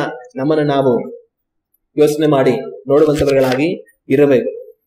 ಆದ್ರೆ ಬೇರೆಯವರು ಮಾಡುವಂತ ಪಾಪವನ್ನ ನೋಡುವಾಗ ನಮಗೆ ಯಾವಾಗ ದುಃಖ ಬರುತ್ತೆ ಮನಸ್ಸಲ್ಲಿ, ಅಯ್ಯೋ ಎಂತ ಮೋಸಪ್ಪ, ಎಂತ ಅನ್ಯಾಯಪ್ಪ, ಎಷ್ಟು ಕೆಟ್ಟತನಗಳಪ್ಪ ಅಂತ ಹೇಳಿ ನಾವು ಯಾವಾಗ ದುಃಖ ಪಡ್ತೀವಿ ಅಂತಂದ್ರೆ, ನಾವು ಕೆಟ್ಟತನದಿಂದ ಮನ ತಿರುಗಿದ್ರೆ ಮಾತ್ರನೇ ಬೇರೆಯವರು ಕೆಟ್ಟತನ ಮಾಡುವಾಗ ನಮಗೆ ದುಃಖ ಬರೋದು. ನಾವು ಕೆಟ್ಟತನದಿಂದ ಮನ ತಿರುಗಿಲ್ಲ ಅಂತಂದ್ರೆ ಬೇರೆಯವರು ಕೆಟ್ಟತನ ಮಾಡುವಾಗ ನಮಗೆ ದುಃಖ ಬರೋದಿಲ್ಲ. ನಾನು ಇನ್ನೊಬ್ಬರ ಹಣವನ್ನ ಕದ್ದುಕೊಳ್ಳುವವನಾಗಿದ್ರೆ, ನಾನೇ ಕಳ್ತನ ಮಾಡುವವನಾಗಿದ್ರೆ, ಇನ್ನೊಬ್ಬನ ಕಳ್ತನ ಮಾಡಿ ಯಾರೋ ಅವರಿಗೆ ಬೇಕಾಗಿರುವಂತ ಅಮೂಲ್ಯವಾದ ಒಂದು ಸಂಪತ್ತನ್ನ ಕಳೆದುಕೊಳ್ಳುವಾಗ ಅದನ್ನು ನೋಡಿ ನಮಗೆ ದುಃಖ ಬರೋದಿಲ್ಲ. ಒಂದು ಸರಿ ಏನಾಗಿದೆ ಅಂತಂದ್ರೆ, ಮನೆಯಲ್ಲಿ ಒಬ್ಬರು ಅನಾರೋಗ್ಯದಿಂದ ಇದ್ದಾರೆ. ವೈದ್ಯರು ಏನ್ ಮಾಡಿದ್ದಾರೆ, ಅವರಿಗೆ ಇಂತಿಂತ ಔಷಧಿಗಳು ಈ ಇಂತಿಂತ ಸಮಯಕ್ಕೆ ಸರಿಯಾಗಿ ಕೊಡಬೇಕು, ಇಲ್ಲ ತೊಂದರೆ ಆಗ್ಬಿಡುತ್ತೆ, ಸರಿಯಾಗಿ ಔಷಧಿಗಳನ್ನ ಕೊಡಿ ಅಂತ ಹೇಳಿ ಬರ್ಕೊಟ್ಟಿದ್ದಾರೆ. ಇವರು ಔಷಧಿಗಳನ್ನ ಕೊಟ್ಟಿದ್ದಾರೆ, ಆದ್ರೆ ಇನ್ನೂ ಔಷಧಿ ಕೊಡಬೇಕಾಗಿರುವಂತ ತುಂಬಾ ಅಗತ್ಯ ಇದೆ. ಇವ್ರ ಹತ್ರ ದುಡ್ಡಿಲ್ಲ. ಕೊನೆಗೆ ಏನೋ ಮಾಡಿ ಕಷ್ಟಪಟ್ಟು ಒಂದಷ್ಟು ದುಡ್ಡು ಜೊತೆ ಮಾಡಿಕೊಂಡು ಮೊದಲು ಹೋಗಿ ಔಷಧಿನ ತಗೊಂಡ್ ಬಂದು ಕೊಡೋಣ ಅಂತ ಅಂದ್ಬಿಟ್ಟು ಆ ದುಡ್ಡೆಲ್ಲ ಸೇರಿಸ್ಕೊಂಡು ಅವ್ರು ಓಡೋಡಿ ಬಸ್ ಹತ್ತಿ ಮೆಡಿಕಲ್ಗೆ ಹೋಗಿ ಔಷಧಿ ತರೋಣ ಅಂತ ಹೋಗ್ತಾ ಇರುವಾಗ ಬಸ್ಸಲ್ಲಿ ಆ ದುಡ್ಡು ಪಿಕ್ ಪ್ಯಾಕೆಟ್ ಆಗ್ಬಿಟ್ಟೆ. ಆಮೇಲಿಂದ ಬಸ್ ಹಿಡಿದು ಔಷಧಿ ತಗೊಳ್ಬೇಕನ್ನ ಜಾಗಕ್ಕೆ ಹೋಗಿ ಔಷಧಿ ತಗೊಳಕ್ ನೋಡಿದ್ರೆ ಜೋಬಲ್ ದುಡ್ಡಿಲ್ಲ. ಈಗ ಅವ್ರೇನ್ ಮಾಡೋದು? ಅವ್ರಿಗೆ ಮನೇಲಿರುವಂತವ್ರಿಗೆ ಆ ಔಷಧಿ ಕೊಟ್ಟಿಲ್ಲ ಅಂತಂದ್ರೆ, ಔಷಧಿ ಇಲ್ಲದಿರೋದ್ರಿಂದ ಅವ್ರು ಸತ್ತೋಗ್ತಾರೆ. ಅವ್ರನ್ನ ಹೇಗಾದ್ರೂ ಬದುಕಿಸ್ಕೊಳ್ಬೇಕಂತ ಒಂದಷ್ಟು ದುಡ್ಡನ್ನ ಕಷ್ಟಪಟ್ಟು ಜೊತೆ ಮಾಡಿ ಹೋಗಿ ಮೊದಲು ಔಷಧಿ ತಗೊಂಡ್ಬರೋಣ ಅಂತ ಮೆಡಿಕಲ್ ಹೋಗೋಷ್ಟರಲ್ಲಿ ದುಡ್ಡನ್ನ ಪಿಕ್ ಪ್ಯಾಕೆಟ್ ಮಾಡಿ ಎತ್ತು ಬಿಟ್ಟಿದ್ದಾರೆ. ಆದ್ರೆ ಅವ್ರ ಹತ್ರ ದುಡ್ಡಿಲ್ಲದಿರೋದ್ರಿಂದ, ಔಷಧಿನ ತೆಗೆದುಕೊಳ್ಳೋದಕ್ಕಾಗದಿರೋದ್ರಿಂದ ಅವ್ರು ಸತ್ತು ಹೋದ್ರು. ಇದನ್ನ ನೋಡುವಾಗ ನಮಗೇನ್ ಅನ್ಸುತ್ತೆ? ಯಾರಿಗಾದ್ರೂ ಮನಸ್ಸು ಒಡೆದೋಗುತ್ತೆ. ಹಾಳಾದವನು ಒಂದಷ್ಟು ದುಡ್ಡನ್ನು ತಗೊಂಡೋಗಿ ತಿನ್ಕೊಂಡು ಏನ್ ಮಾಡ್ತಾನೆ? ಆದ್ರೆ ಆ ದುಡ್ಡಿದ್ರೆ ಔಷಧಿ ತಗೊಂಡು ಅವ್ರಿಗೆ ಜೀವ ಉಳಿದಿರೋದಲ್ಲ.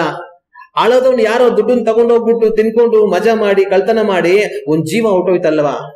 ಅಂತ ಮನಸ್ಸಿಗೆ ತುಂಬಾ ನೋವಾಗುತ್ತೆ. ಆದ್ರೆ ಈ ನೋವು ಯಾರಿಗಾಗುತ್ತೆ ಅಂದ್ರೆ ಇನ್ನೊಬ್ಬರ ದುಡ್ಡನ್ನ ಕಳ್ಳತನ ಮಾಡದಿರೋನು ಮಾತ್ರ ಆ ನೋವಾಗುತ್ತೆ. ಇನ್ನೊಬ್ಬರ ದುಡ್ಡನ್ನ ಕಳ್ಳತನ ಮಾಡುವಂತ ಅದೇ ಪಿಕ್ ಪ್ಯಾಕೆಟ್ ಅಂತ ಅನ್ನೋಗೆ ಈ ಸುದ್ದಿ ಕೇಳಿದ್ರೆ ಏನಾಗುತ್ತೆ? ಅವನಿಗೇನು ಕೂಡ ಅನ್ಸೋದಿಲ್ಲ. ಯಾಕಂದ್ರೆ ಅವನು ಇದೇ ತರನೇ ಎಷ್ಟೋ ಜನ ದುಡ್ಡೆತ್ತಿ ಎಷ್ಟೋ ಜನ ಜೀವನ ಹಾಳು ಮಾಡಿರ್ತಾನೆ. ಆಗ ನೀವು ಮೊದಲು ನಾವು ಪಾಪಿಗಳನ್ನೋದನ್ನ ತಿಳ್ಕೊಂಡು ನಮ್ಮನ್ನು ನಾವು ದೇವ್ರ ಮುಂದೆ ತಗ್ಗಿಸ್ಕೊಂಡು ನಮ್ಮ ಪಾಪಗಳನ್ನ ನಾವು ಮನೆ ತಿರುಗಿದ್ರೆ ಇನ್ನೊಬ್ಬರು ಪಾಪ ಮಾಡುವಾಗ ನಮಗೆ ದುಃಖ ಆಗುತ್ತೆ. ಯಾಕೆ ಈ ತರ ಮಾಡ್ತಾರೆ, ಯಾಕೆ ಈ ತರ ನಡ್ಕೊಳ್ತಾರೆ, ಯಾಕೆ ಈ ತರ ಅನ್ಯಾಯ ಮಾಡ್ತಾರೆ, ಯಾಕೆ ಈ ತರ ಮೋಸ ಮಾಡ್ತಾರೆ, ಏನಕ್ಕೆ ಜನಗಳು ಒಳ್ಳೆದನ್ನು ಕಲ್ತ್ಕೊಳ್ಳೋದಿಲ್ಲ ಅಂತ ನಮ್ಮ ಮನಸ್ಸಿಗೆ ತುಂಬಾ ನೋವಾಗುತ್ತೆ. ಆದ್ರೆ ನಾವೇ ಪಾಪ ಮಾಡುವಂತವ್ರು, ನಾವೇ ಅನ್ಯಾಯ ಮಾಡುವಂತವ್ರು, ನಾವೇ ಮೋಸವನ್ನು ಮಾಡುವಂತವ್ರುಗಳಾಗಿದ್ರೆ ಇನ್ನೊಬ್ಬರು ಅದನ್ನ ಮಾಡುವಾಗ ನಮಗೆ ದುಃಖ ಬರೋದಿಲ್ಲ. ಇನ್ನೊಬ್ಬರು ಅದನ್ನ ಮಾಡುವಾಗ ನಮ್ಮ ಮನಸ್ಸು ಕುಚ್ಚೋದಿಲ್ಲ. ಇವತ್ತು ಸಭೆಯಲ್ಲಿ ನಡೀತಾ ಇರುವಂತ ಪಾಪ, ಸಮಾಜದಲ್ಲಿ ನಡೀತಾ ಇರುವಂತ ಪಾಪ, ಅದನ್ನ ನೋಡಿ ನಿಮಗೆ ದುಃಖ ಆಗುತ್ತಾ ಇಲ್ಲ ಅಂದ್ರೆ ನಿಮ್ಮ ಪಾಪಗಳಿಂದ ಇನ್ನ ನೀವು ಮನೆ ತಿರುಗಿಲ್ಲ ಅಂತ ಅರ್ಥ. ನೀವು ಪಾಪಗಳನ್ನ ನೀವು ಗ್ರಹಿಸಿಲ್ಲ ಅಂತ ಅರ್ಥ. ನಾನ್ ಸ್ನಾನ ಮಾಡಿ ಶುದ್ಧನಾಗಿದ್ರೆ ಕೆಸರಲ್ಲಿ ಬಿದ್ದು ಬಂದಿರೋನ್ನ ನೋಡುವಾಗ ಏನಪ್ಪ ಮೈ ತುಂಬಾ ಇಷ್ಟು ಕೆಸರು ತುಂಬ್ಕೊಂಡು ಹಿಂಗಿದೆಯಲ್ಲ, ಶುದ್ಧನಾಗು ಅಂತ ನಾನು ಹೇಳ್ಬೋದು. ಆದ್ರೆ ನಾನು ಕೆಸರಲ್ಲಿ ಬಿದ್ದು ಬಂದು ಹಂಗೆ ಇದ್ದು ಅವನು ಹಂಗೆ ಬಂದ್ರೆ ನಾನು ಅವನು ಒಂದೇ ತರ ಇರ್ತೀವಿ. ಅವಾಗ ನಮಗೆ ಶುದ್ಧನಾಗ್ಬೇಕನ್ನೋದು ಗೊತ್ತಾಗೋದಿಲ್ಲ. ಅದೇ ತರ ನಾವು ಪಾಪದಿಂದ ಮನೆ ತಿರುಗಿದ್ರೆ ಇನ್ನೊಬ್ಬರು ಪಾಪ ಮಾಡ್ತಾ ಇದ್ದಾರೆ ಅನ್ನೋದು ನಮ್ಗೆ ಅರ್ಥ ಆಗುತ್ತೆ. ನಾವು ಪಾಪದಿಂದ ಮನೆ ತಿರುಗಿಲ್ಲ ಅಂತಂದ್ರೆ ಏನಿವಾಗ ಏನಂತ ದೊಡ್ಡ ಅನ್ಯಾಯ ಏನಾದು ಏನಾಗ್ಬಿಡುತ್ತೆ ಅಂತ ಬೇರೆಯವ್ರ ಪಾಪವನ್ನ ನಾವು ಸಮರ್ಥಿಸ್ಕೊಳ್ತೀವಿ. ಒಬ್ಬ ಕುಡುಕ ಇನ್ನೊಬ್ಬ ಕುಡುಕನಿಗೆ ಸಹಾಯ ಮಾಡ್ತಾನಂತೆ. ಇವನ್ ಕುಡಿಯೋನಾಗಿದ್ರೆ ಕುಡಿಯುವಂತ ಇನ್ನೊಬ್ಬನ ಇವನ್ ಬೈಯೋದಿಲ್ಲ. ಕುಡಿದಿರ ಇರೋಂಥವ್ರು ಏನ್ ಮಾಡ್ತಾರೆ, ಯಾಕೆ ಹಿಂಗ್ ಕುಡಿದು ಎಲ್ಲ ಹಾಳು ಮಾಡ್ತೀಯಾ ಅಂತಂದ್ರೆ ಕುಡಿಯೋನ್ ಏನ್ ಮಾಡ್ತಾನೆ, ಹೋಗ್ಲಿ ಬಿಡಿ, ಏನೋ ಕುಡಿದ್ರೆ ಒಂದ್ ಸ್ವಲ್ಪ ಕಷ್ಟ ಮರ್ತೋಗಿ ನೆಮ್ಮದಿಯಾಗಿರ್ಬೋದು, ಅವಾಗ್ಲಾದ್ರೂ ಒಂದ್ ಸ್ವಲ್ಪ ಸಂತೋಷವಾಗಿರ್ಬೋದು, ಕುಡಿಲಿಲ್ಲ ಅಂದ್ರೆ ಇರುವಂತ ಎಷ್ಟೋ ಬಾಧೆ ಚಿಂತೆಗಳಿಂದ ನೆಮ್ಮದಿನೇ ಇರೋದಿಲ್ಲ ಅಂತ ಪಾಪವನ್ನು ಮಾಡುವವನ ಸಮರ್ಥಿಸ್ಕೊಳ್ತಾನೆ. ಆದ್ರೆ ಪಾಪದಿಂದ ಮನ ತಿರುಗಿರುವವನೇ ಪಾಪವನ್ನು ಮಾಡುವುದನ್ನು ನೋಡಿ ಖಂಡಿಸ್ತಾನೆ, ದುಃಖ ಪಡ್ತಾನೆ. ನೀವು ಇವತ್ತು ಸಮಾಜದಲ್ಲಿ ನಡೆಯುವಂತ, ಸಭೆಯಲ್ಲಿ ನಡೆಯುವಂತ ದೇವರನ್ನು ನಂಬಿದ್ದೇವೆ ಎಂಬುದಾಗಿ ಹೇಳಿಕೊಂಡು ಬದುಕುವಂತವ್ರಿಗೆ ಮಾಡುವಂತ ಪಾಪವನ್ನು ನೋಡಿ ನಮಗೆ ದುಃಖ ಆಗುತ್ತಾ ಇದೆ, ಮನಸ್ಸಿಗೆ ಭಾರಿ ಆಗುತ್ತೆ ಅಂದ್ರೆ ನಾವು ಮನೆ ತಿರುಗಿದೀವಿ ಅಂತ ಅರ್ಥ. ಆದ್ರೆ ನಮಗೆ ಆ ದುಃಖ ಬರೋದಿಲ್ಲ, ಯಾರು ಏನ್ ಮಾಡಿದ್ರು ನಮ್ಗೆ ಏನ್ ಅನ್ಸೋದಿಲ್ಲ ಅಂತಂದ್ರೆ ನಾವು ಮನೆ ತಿರುಗಿಲ್ಲ ಎಂಬುದಾಗಿ ಅರ್ಥ. ಒಂದು ವ್ಯಕ್ತಿ ಅವನಿಗೆ ಗಿಂಡಿದಾಗ ಚುರುಕಾಯ್ತು, ನೋವಾಯ್ತು ಅಂತ ಹೇಳ್ತಾನೆ ಅಂತಂದ್ರೆ ಅವನ್ ಬದುಕಿದ್ದಾನೆ ಅಂತ ಅರ್ಥ. ಒಬ್ಬನಿಗೆ ಹಿಡ್ಕೊಂಡು ಹಿಂಡಿದಾಗ್ಲೂ ಅವನು ಪಿಂಕ್ ಪಿಂಕ್ ಅಂತ ಏನೋ ಅಂದಿಲ್ಲ ಅಂತಾನೆ ಅವ್ನು ಸೊತ್ತಾಗಿದ್ದಾನೆ ಅಂತ ಅರ್ಥ.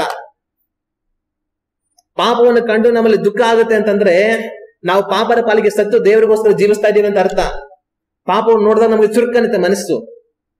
ಆದ್ರೆ ಪಾಪವನ್ನು ಮಾಡುವಂತವ್ರನ್ನ ನೋಡುವಾಗ ನಮಗೆ ಚುರುಕು ಅನ್ನೋದಿಲ್ಲ. ಇನ್ನು ನಾವು ಅವ್ರ ಜೊತೆ ಸೇರ್ಕೊಂಡು ನಾವು ಕೂಡ ಸಹಾಯ ಮಾಡ್ತೀವಿ ಅಂತಾನೆ ನಾವು ಸತ್ತು ಹೋಗಿದೀವಿ ಅಂತ ಅರ್ಥ. ಕ್ರಿಸ್ತನ ಪಾಲಿಗೆ ಸತ್ತು ಹೋಗಿದ್ದೀವಿ, ಪಾಪದ ಪಾಲಿಗೆ ಬದುಕ್ತಾ ಇದೀವಿ ಅಂತ ಅರ್ಥ. ಅನೇಕರ ರೀತಿಯಾಗಿ ಜೀವಿಸ್ತಾ ಇರ್ತಾರೆ. ಇವತ್ತು ನೀವು ಯಾವ ತರ ಇದ್ದೇವೆ ನಮ್ಮನ್ನು ನಾವು ಯೋಚನೆ ಮಾಡಿ ನೋಡಬೇಕು. ದುಃಖ ಪಡುವವರು ಧನ್ಯರು, ಅವರು ಸಮಾಧಾನ ಹೊಂದುವರು. ಯಾವ ದುಃಖ ಪಡುವವರು? ಪಾಪಗಳಿಗಾಗಿ ಪಶ್ಚಾತ್ತಾಪ ಪಟ್ಟು ದುಃಖ ಪಡುವವರು ಧನ್ಯರು, ದೇವರಾಜ್ಯದಲ್ಲಿ ಅವರಿಗೆ ಸಮಾಧಾನ ಸಿಗುತ್ತೆ.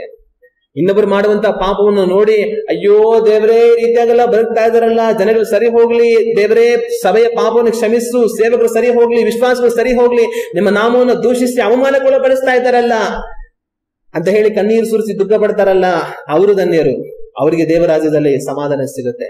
ಹಲ್ಲೆಲೂಯ. ಇವತ್ತು ನೀವು ಆ ತರ ಇದ್ದೇವಾ? ನಾವು ಯೋಚನೆ ಮಾಡಿ ನೋಡಬೇಕು. ಯೇಸು ಕ್ರಿಸ್ತನ ಈ ಮಾತು ಹೇಳಿದ್ರು, ದುಃಖ ಪಡುವವರು ಧನ್ಯರಂತ ಹೇಳಿ. ಯೇಸು ಕ್ರಿಸ್ತನ ಈ ಮಾತು ಹೇಳ್ಬಿಟ್ಟು ಅವರು ದುಃಖ ಪಟ್ರ? ಯೇಸು ಕ್ರಿಸ್ತನ ಸಹ ದುಃಖ ಪಟ್ರು. ಆದ್ರೆ ಆತ್ಮೀಯ ದುಃಖ ಅನ್ನೋದು ಎರಡು ತರ ಇದೆ. ಒಂದು ನಮ್ಮ ಪಾಪಗಳಿಗೋಸ್ಕರ ಪಡುವಂತ ದುಃಖ, ಇನ್ನೊಂದು ಇನ್ನೊಬ್ರು ಮಾಡುವಂತ ಪಾಪವನ್ನ ನೋಡಿ ನಾವು ಕಣ್ಣೀರು ಸುರಿಸಿ ಮಾಡುವಂತ ಪ್ರಾರ್ಥನೆ. ಈ ಮೊದಲನೆಯ ದುಃಖ ಯೇಸು ಕ್ರಿಸ್ತನಿಗೆ ಅಗತ್ಯ ಇಲ್ಲ. ನನಗೆ ನಿಮಗೆ ಎರಡು ದುಃಖ ಕೂಡ ಇರಬೇಕು. ಯಾಕಂದ್ರೆ ನಾವೆಲ್ಲ ಪಾಪ ಮಾಡಿದ್ದೀವಿ, ನಮ್ಮ ಪಾಪಗಳಿಗಾಗಿ ನಾವು ಪಶ್ಚಾತ್ತಾಪ ಬಿಟ್ಟು ದೇವರ ಹತ್ರ ಪ್ರಾರ್ಥನೆ ಮಾಡಿರ್ತೇವೆ. ಈ ಪ್ರಾರ್ಥನೆ ಯೇಸು ಕ್ರಿಸ್ತನಿಗೆ ಅಗತ್ಯ ಇಲ್ಲ, ಕಾರಣ ಆತನಲ್ಲಿ ಪಾಪ ಅನ್ನೋದು ಇಲ್ಲ, ಆತನು ಪರಿಶುದ್ಧನು. ಅದರಿಂದ ಮೊದಲನೇ ಕಾರ್ಯ ಆತನಿಗೆ ಅಗತ್ಯ ಇಲ್ಲ. ಆದ್ರೆ ಎರಡನೇ ಕಾರ್ಯ, ಬೇರೆಯವರು ಮಾಡುವಂತ ಪಾಪವನ್ನ ನೋಡಿ ದುಃಖ ಪಡುವಂತದ್ದು, ಯೇಸು ಕ್ರಿಸ್ತನಲ್ಲಿ ಆ ದುಃಖ ಇತ್ತು. ಅವರು ಯೆರೂಸಲೇಮಿನ ಪಟ್ಟಣದ ಹತ್ತಿರಕ್ಕೆ ಬರುವಾಗ ಯೆರೂಸಲೇಮನ್ನ ನೋಡಿ ಕಣ್ಣೀರು ಸುರಿಸಿ ಆತನ ಅತ್ತನು ಎಂಬುದಾಗಿ ದೇವರ ವಾಕ್ಯ ಇದೆ. ಆಗ ಯೆರೂಸಲೇಮ್ ಪಟ್ಟಣದ ಹತ್ತಿರಕ್ಕೆ ಬರುವಾಗ ಯೆರೂಸಲೇಮನ್ನ ನೋಡಿ ಅವರು ಕಣ್ಣೀರು ಸುರಿಸ್ತಾರೆ. ಏನಕ್ಕೋಸ್ಕರ ಕಣ್ಣೀರು ಸುರಿಸ್ತಾರೆ? ಕಾರಣ ಏನು ಅಂತಂದ್ರೆ, ಯೆರೂಸಲೇಮಿಗೆ ದೇವರು ಎಷ್ಟೋ ಅವಕಾಶ ಕೊಟ್ಟರು. ಯೆರೂಸಲೇಮಿಗೆ ಅಂದ್ರೆ ಇಸ್ರಾಯೇಲ್ ಜನಗಳು ಮನ ತಿರುಗೋದಕ್ಕೆ ದೇವರು ಎಷ್ಟೋ ಅವಕಾಶಗಳನ್ನು ಕೊಟ್ಟರು. ಎಷ್ಟೇ ಅವಕಾಶಗಳು ಕೊಟ್ಟರು ಕೂಡ ಆ ಜನಗಳು ಅವರ ಪಾಪಗಳಿಂದ ಮನ ತಿರುಗಲಿಲ್ಲ. ಅದಕ್ಕೋಸ್ಕರವಾಗಿ ದೇವರು ದುಃಖಪಟ್ಟು ಕಣ್ಣೀರು ಸುರಿಸ್ತಾರೆ. ನನ್ನ ಜನಗಳೇ, ನಾನು ನಿಮಗೆ ಎಷ್ಟೋ ಅವಕಾಶ ಕೊಟ್ಟೆನು, ಆದ್ರೆ ನೀವು ಮನ ತಿರುಗಲಿಲ್ಲ, ಅದರಿಂದ ನಿಮ್ಮ ಮೇಲೆ ಎಷ್ಟೋ ನಾಶನ ಬರುತ್ತೆ ಅಂತ ಅವರ ಮನ ತಿರುಗದೆ ಇರುವಂತ ಅವರ ಕಠಿಣವಾದ ಕೆಟ್ಟ ಹೃದಯವನ್ನು ನೋಡಿ ಯೇಸು ಕ್ರಿಸ್ತನು ಕಣ್ಣೀರು ಸುರಿಸುವುದು. ಮತ್ತೆ ಇನ್ನೊಂದು ಸ್ಥಳವನ್ನ ನಾವು ನೋಡುವಾಗ, ಮಾರ್ಕನ ಬರೆದಂತ ಸುವಾರ್ತೆ 3ನೇ ಅಧ್ಯಾಯ 5ನೇ ವಾಕ್ಯವನ್ನ ನಾವು ಓದಿ ನೋಡುವಾಗ ಈ ವಾಕ್ಯದಲ್ಲಿ ಈ ರೀತಿಯಾಗಿದೆ: ಆಗ ಆತನು ಅವರ ಮನಸ್ಸು ಕಲ್ಲಾಗಿರುವುದನ್ನು ಕಂಡು ದುಃಖಪಟ್ಟು ಕೋಪದಿಂದ ಸುತ್ತಲೂ ಅವರನ್ನು ನೋಡಿ ಆ ಮನುಷ್ಯನಿಗೆ, ನಿನ್ನ ಕೈ ಚಾಚು ಎಂದು ಹೇಳಿದನು. ಇಲ್ಲೇನಾಗುತ್ತೆ, ಒಂದು ಸಬ್ಬತ್ ದಿವಸದಲ್ಲಿ ಆರಾಧನೆಗಾಗಿ ಎಲ್ಲರೂ ಕೂಡಿ ಬಂದಿರುವಾಗ ಕೈ ಒಣಗಿ ಹೋಗುವಂತ ಒಂದು ಮನುಷ್ಯ ಇರ್ತಾನೆ. ಆ ಮನುಷ್ಯನನ್ನ ಯೇಸು ಕ್ರಿಸ್ತನ ಮುಂದೆ ಬಂದು ನಿಲ್ಲಿಸ್ಬಿಟ್ಟು ಅವರನ್ನ ವಾಸಿ ಮಾಡ್ಬೇಕಂತ ಅವ್ರಿಗೆ ಇಷ್ಟ ಇರುತ್ತೆ. ಆದ್ರೆ ಇಷ್ಟ ಏನಾಗುತ್ತೆ, ಸುತ್ತಮುತ್ತಲು ಶಾಸ್ತ್ರಿಗಳು, ಫರಿಸಾರಿಗಳು ಇವರೆಲ್ಲ ಇರ್ತಾರೆ. ಇವರೆಲ್ಲ ಏನ್ ಮಾಡ್ತಾರೆ, ಈತನು ಈ ವ್ಯಕ್ತಿಯನ್ನ ವಾಸಿ ಮಾಡ್ತಾರ ಅಂತಾನೇ ಗಮನಿಸ್ತಾ ಇರ್ತಾರೆ. ಏನಕ್ಕೋಸ್ಕರ ಗಮನಿಸ್ತಾ ಇರ್ತಾರೆ? ಪಾಪ ಆ ಮನುಷ್ಯನಿಗೆ ಕೈ ಒಣಗಿ ಹೋಗಿ ಎಷ್ಟೋ ಬಾಧೆಲಿ ಇದ್ದಾನೆ, ಅವನಿಗೆ ಚೆನ್ನಾಗಾಗ್ಲಿ ಅನ್ನೋ ಒಂದು ಆಸಕ್ತಿಯಿಂದ ಅವ್ರು ನೋಡ್ತಾ ಇರೋದಿಲ್ಲ. ಆದ್ರೆ ಅವ್ರು ಏನಕ್ಕೋಸ್ಕರ ನೋಡ್ತಾ ಇರ್ತಾರೆ ಅಂದ್ರೆ, ಈತನು ಆ ವ್ಯಕ್ತಿಯನ್ನ ವಾಸಿ ಮಾಡ್ತಾರ. ಒಂದು ವೇಳೆ ವಾಸಿ ಮಾಡಿದ್ರೆ ತನ್ನ ಮೇಲೆ ನಾವು ಅಪರಾಧವನ್ನು ಹಾಕ್ಬೋದು. ಏನ್ ಅಪರಾಧವನ್ನು ಹಾಕ್ಬೋದು? ನೀನ್ ಸಬ್ಬತ್ ದಿವಸದಲ್ಲಿ ಅದ್ಭುತಗಳನ್ನು ಮಾಡ್ತಾ ಇದೀಯಾ, ಸಬ್ಬತ್ ದಿವಸಗಳಲ್ಲಿ ಈ ತರ ಎಲ್ಲ ಮಾಡಬಾರದು ಅಂತ ಅನ್ಬಿಟ್ಟು ನಾವು ಆತನ ಮೇಲೆ ಅಪರಾಧವನ್ನ ಹಾಕಬಹುದು. ಆಗ ಯೇಸು ಕ್ರಿಸ್ತನು ಎಷ್ಟೋ ವರ್ಷಗಳಿಂದ ಬಾಧಿರುವಂತ ಅನಾರೋಗ್ಯದಂತ ಒಂದು ಮನುಷ್ಯನನ್ನ ಬಿಡುಗಡೆಗೊಳಿಸಿ ಅವನಿಗೆ ನೆಮ್ಮದಿ ಕೊಡ್ಬೇಕಂತ ಅವ್ರು ಇದ್ದಾರೆ.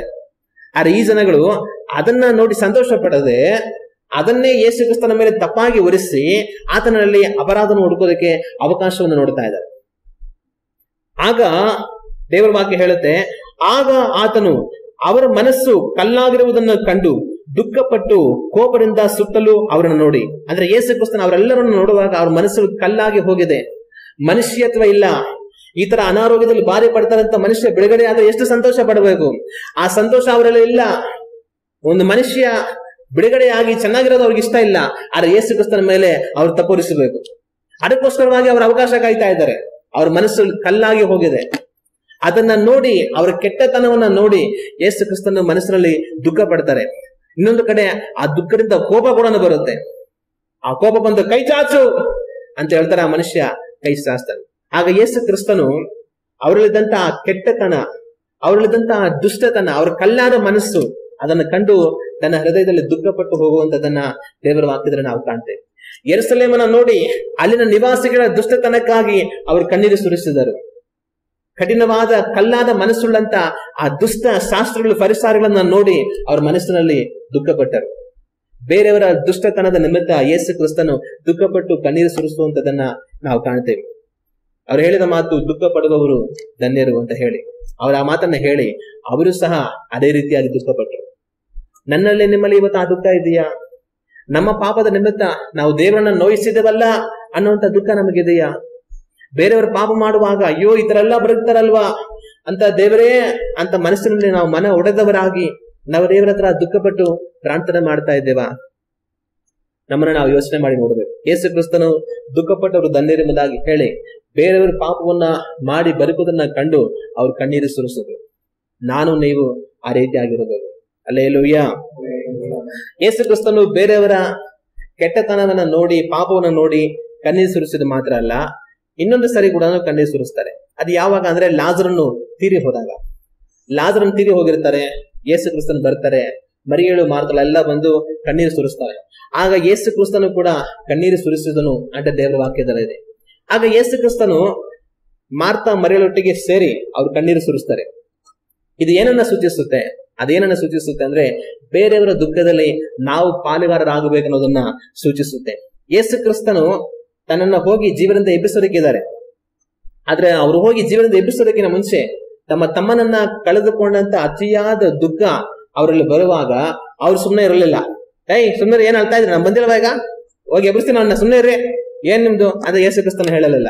ಆದ್ರೆ ಅವ್ರೇನ್ ಹೇಳಿದ್ರೆ ಅವ್ರ ಜೊತೆ ಇವರು ಸಹ ಕಣ್ಣೀರು ಸುರಿಸಿದ್ರು.